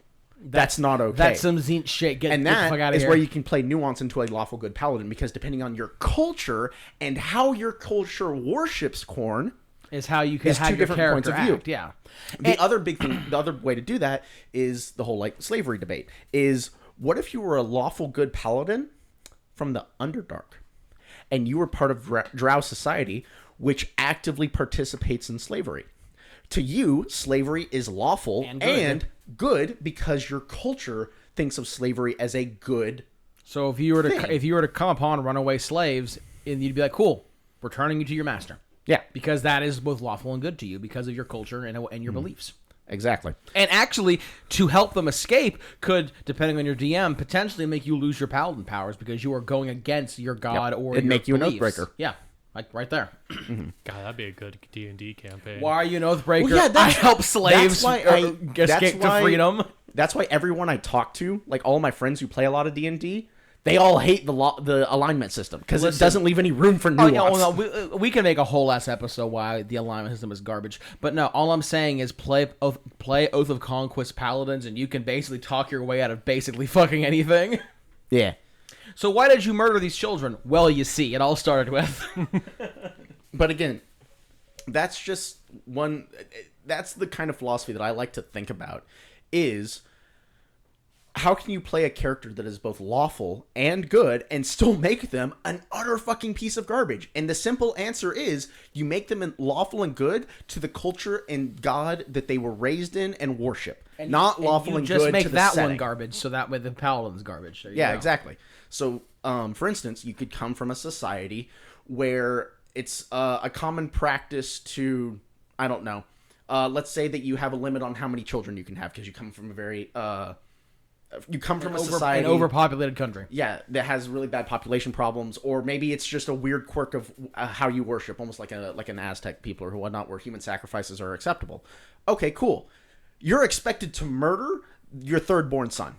Like, you were just expected to do that as a sacrifice to the god that you worship. Okay, now you're a lawful good paladin.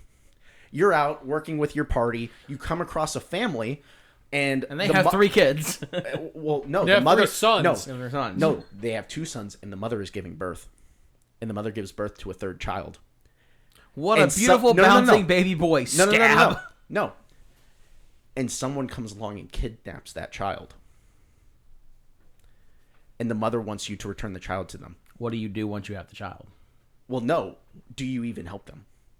Well, I mean, okay. Well, on your base, Because the paladin- based on your own example, you said that you sacrificed the third son to your god or whatever. If the son's kidnapped, you don't know if they're being sacrificed, and maybe you believe that son has to be sacrificed, so you'd help the woman get the son back specifically so she could kill him in the proper way. Or let's say that the woman has already spoken that she intends to keep the child, and then just shortly thereafter the child is kidnapped. Then as the paladin, would you even bother helping the woman? Because as far as you're concerned, she is breaking your code of conduct. Mm-hmm. Would assisting her make you an oathbreaker? Nuance, my friends, nuance. Yeah. Mm-hmm. Then let's say you do agree to help, and this isn't considered oath breaking, and you do find the child, and the kidnapper says, yes, I'm going to sacrifice this child to our god because they worship the same god as you do. Do you help them? Do you hinder them? Nuance. Because you could go, yes, I'm going to help you because my God demands it, or no, because it needs to be the mother who does it instead. Yep. And maybe I'm going to bring the child back to the mother and then try to convince her to follow the proper ways of our God. Mm-hmm. Again, this is why I love more nuanced characters. It's why I like playing characters more. If anybody ever asks me an alignment, I'll be like true neutral. Yeah. Because a true neutral character does not mean that they're none of these things. I mean, it's they're all potentially all of these things is how I look at it. So I could be lawful, I could be good, I could be chaotic, I could be evil. Depends on what fucking color the sky is. The way that I see it is true neutral just means that I can play my character as I believe my character should play. And that means that if I have to go through different alignments because my character will react differently to different things, that just means that I have the freedom to do so. Now, having said that, you can make a lawful good character that isn't lawful stupid. Because you can make a lawful good character that is then forced to do unlawful things because they believe it to be morally right. And that can create really interesting character development. What also could be one of those paladins who could be lawful good, but then their whole oath thing is more fueled by... Those paladins that have their oaths are fueled by themselves. Mm-hmm. And that could be a really cool way to do like lawful good is like your lawful good is based off what you personally believe to be lawful good, not what your country says or your god says. What so you that's a really believe. Interesting thing that going back to the Stormlight Archive, Brandon Sanderson explores. Wait a minute, do I need to leave again? No spoilers. Okay. But basically, so what Phil says spoiler wise was, so basically there is a character in there who is trying to swear an oath. And he's being told that his oath must be to obey a law of some variety. The issue is that the character has no sense of self. They've been so used to being ordered around that they don't have a good concept of what is morally correct. Because they're so used to obeying other people's orders. They're used to someone else that telling also them. brings this idea of the morality of just being a good soldier. You just do what you're supposed to do. And so that's if you're told to go kill children, you're going to go kill his entire children. life believing that he is a good soldier, but once he takes a step back and looks at his life, he realizes that he's done some truly fucked up shit. And so he takes a step back and he looks at himself and he realizes, I cannot be trusted to make morally just decisions. And so he finally turns to this person who's making him swear this oath and he says, can I swear my oath to anything? Because I just have to swear an oath to basically uphold an ideal, right? And the guy's like, yeah, technically. And he's like, cool. I swear my oath to him. And he points at and he names another character. Because this character, interacting with that character is what made him realize that he had no concept of morality. And he swears to follow that man's morality. Because he believes that man to be the epitome of the morally just. Because he knows that man has done fucked up shit and has become a better man because of it. Okay. But yeah, it's really interesting and things like that. Because that character, I would say that character is lawful good. Because it was his own culture that bound him to make him believe that he should follow any instruction he is given. So not only was it right of him to follow the instructions, it was good of him to follow those instructions. And then he had to come to the realization that his concept of lawful good was not truly lawful or good. By the way, if anybody's wondering why I've been so silent, because I've actually really been taking this in and really listening. Yeah. Yeah. It's always like, Philosophy time with Philip should be a normal segment. Like, Well, I always enjoy arguing the devil's advocate. That's my Yeah. big thing. Is I enjoy arguing the devil's advocate because it can really make you think. You and Jess both.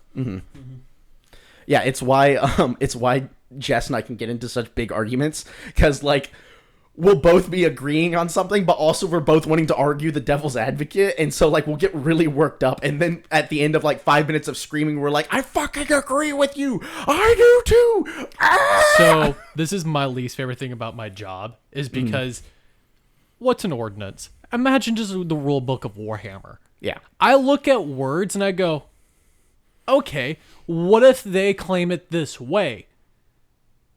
That's how they're claiming it. If they claim it this way, they can do it. yeah, But we say they can't do it because of this, this, and this, but it's not this because they're claiming it to be this. yeah. And like I have these arguments and I'm like, I'm trying, I agree with what you're saying. But if But we at the want to same make it so time- that people can't do this, we need to change the codes. And we just can't just change the codes because they're meant to be ambiguous. Yeah. And The they- issue is that whenever people try and play with those, when people try to play off of ambiguity and then you shut them down, then you feel like a piece of shit because it's like, no, they're right. They're fucking right. We just don't want to acknowledge that they're right. Exactly. And that's why I hate my job. Yeah, exactly. But yeah, so just when it comes to games and things like this, and especially so Warhammer, not so much because Wait it's a minute, more what about the hell armies. are you wearing an A&M shirt?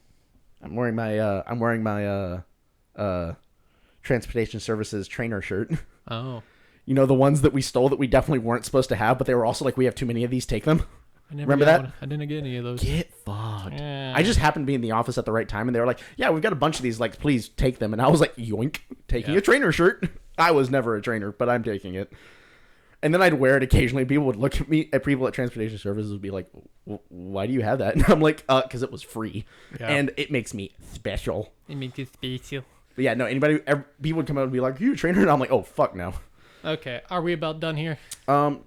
Quick little keystone, and then I'll say we're done. Or then I'll be done, rather. I never have heard Philip talk so much in an episode. I'm so Dude, amazed. I know, right? love philosophy. I love looking at how people think. Yeah.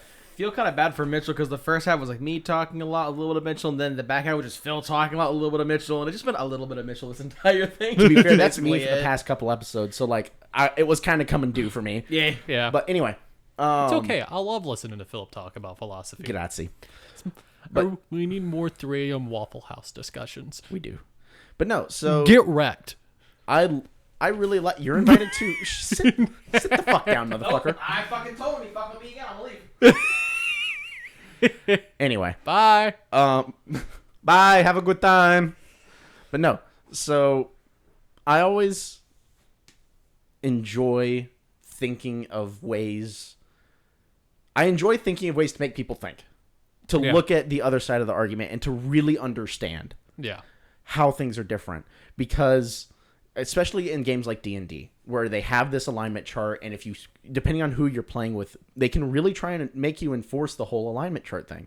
And one way that I played with that is for a one shot, I played a warlock. Actually, no, sorry, I didn't play a warlock. I played a paladin. I played a lawful good paladin. But here was the thing. I was technically a redeemed paladin, is what I played, my oath. And the way I did that is that I was a part of a church. The church ordered me to go to a town and kill a dragon. I get to that town and I realize, oh, the reason the dragon is being a problem is because the dragon and the local village had an understanding. The village would leave like a certain number of sheep or something out, and the dragon would eat them on a regular basis. And they just saw it as a sacrifice because then the dragon would help protect them. And they had a quid pro quo with the dragon. And then the church moved into town, and the church saw the dragon and was like, oh no, we can't have that. And so the church realized that the townspeople were sacrificing animals to the dragon, sacrificing, loose quotes. It's an exchange of goods. Exactly. But the church saw it as a sacrifice. So the church started basically running an inquisition in the town. And anytime they caught anyone trying to summon the dragon for help, they'd execute them. And so then they were like, cool, we're going to call in a paladin to come execute the dragon. My lawful good paladin showed up, took one look at this local church and was like, oh, this is not the church that I signed up for. My beliefs in our God. This does not reflect my beliefs, my faith in our God. And my paladin became an Oathbreaker paladin because they were forced to confront with something that they thought was morally unjust, committed by their own church. Oh, damn. And my character went out to the dragon and was like, hey, I'm now an Oathbreaker paladin for talking to you, but I feel it is morally just to drive the church out of the town, the church that I had just broken faith with. And then my character ends up falling in love with the dragon. And since dragons are intensely magical beings, my paladin marries the dragon, and then my character's wedding vows with his wife reignites his paladin oaths as his wedding vows to his wife, who is a dragon. He now draws his power from the dragon itself. And part of that makes him, like, and that agreement also makes him partially immortal. And he can still die and whatnot, but he is now incredibly long-lived. He's like 80 and he looks like he's 40. Damn. That's actually a really cool story. I really enjoyed that. Yeah, and I talked to the DM about it, and I was like, I want no extra powers. I want to just play it straight as a redeemed paladin. But this is my backstory. And my DM was like, holy shit, that is fucking amazing. On that note, I think we should end. Yeah. But again, It's 2 hours and 10 minutes now. holy shit, this is a long one. Anyway, like I said, I enjoy philosophy, and I really enjoyed talking about this particular setting with the rest of you and talking about what could potentially drive someone to join the Slaves of Darkness and why they're so perverse and why they're so appealing to people, especially the downtrodden. Yeah. Okay. Other than that, goodbye. Hasta luego. Have a good one. Seriously, Bye. Have a good time. See you later. Yeah, I I seriously dipped. seriously dipped. I talked about 3 a.m. Waffle House too much, and Also, it was 4 a.m. Waffle House. Thank you very much. I swear it was 3 a.m. Yeah, To be fair, it was too fucking It was late. his fault. He It was too snoring. fucking late. That's how late it was. You Anyway. never fell asleep, and I woke up because he was snoring. Exactly. All right. Good night.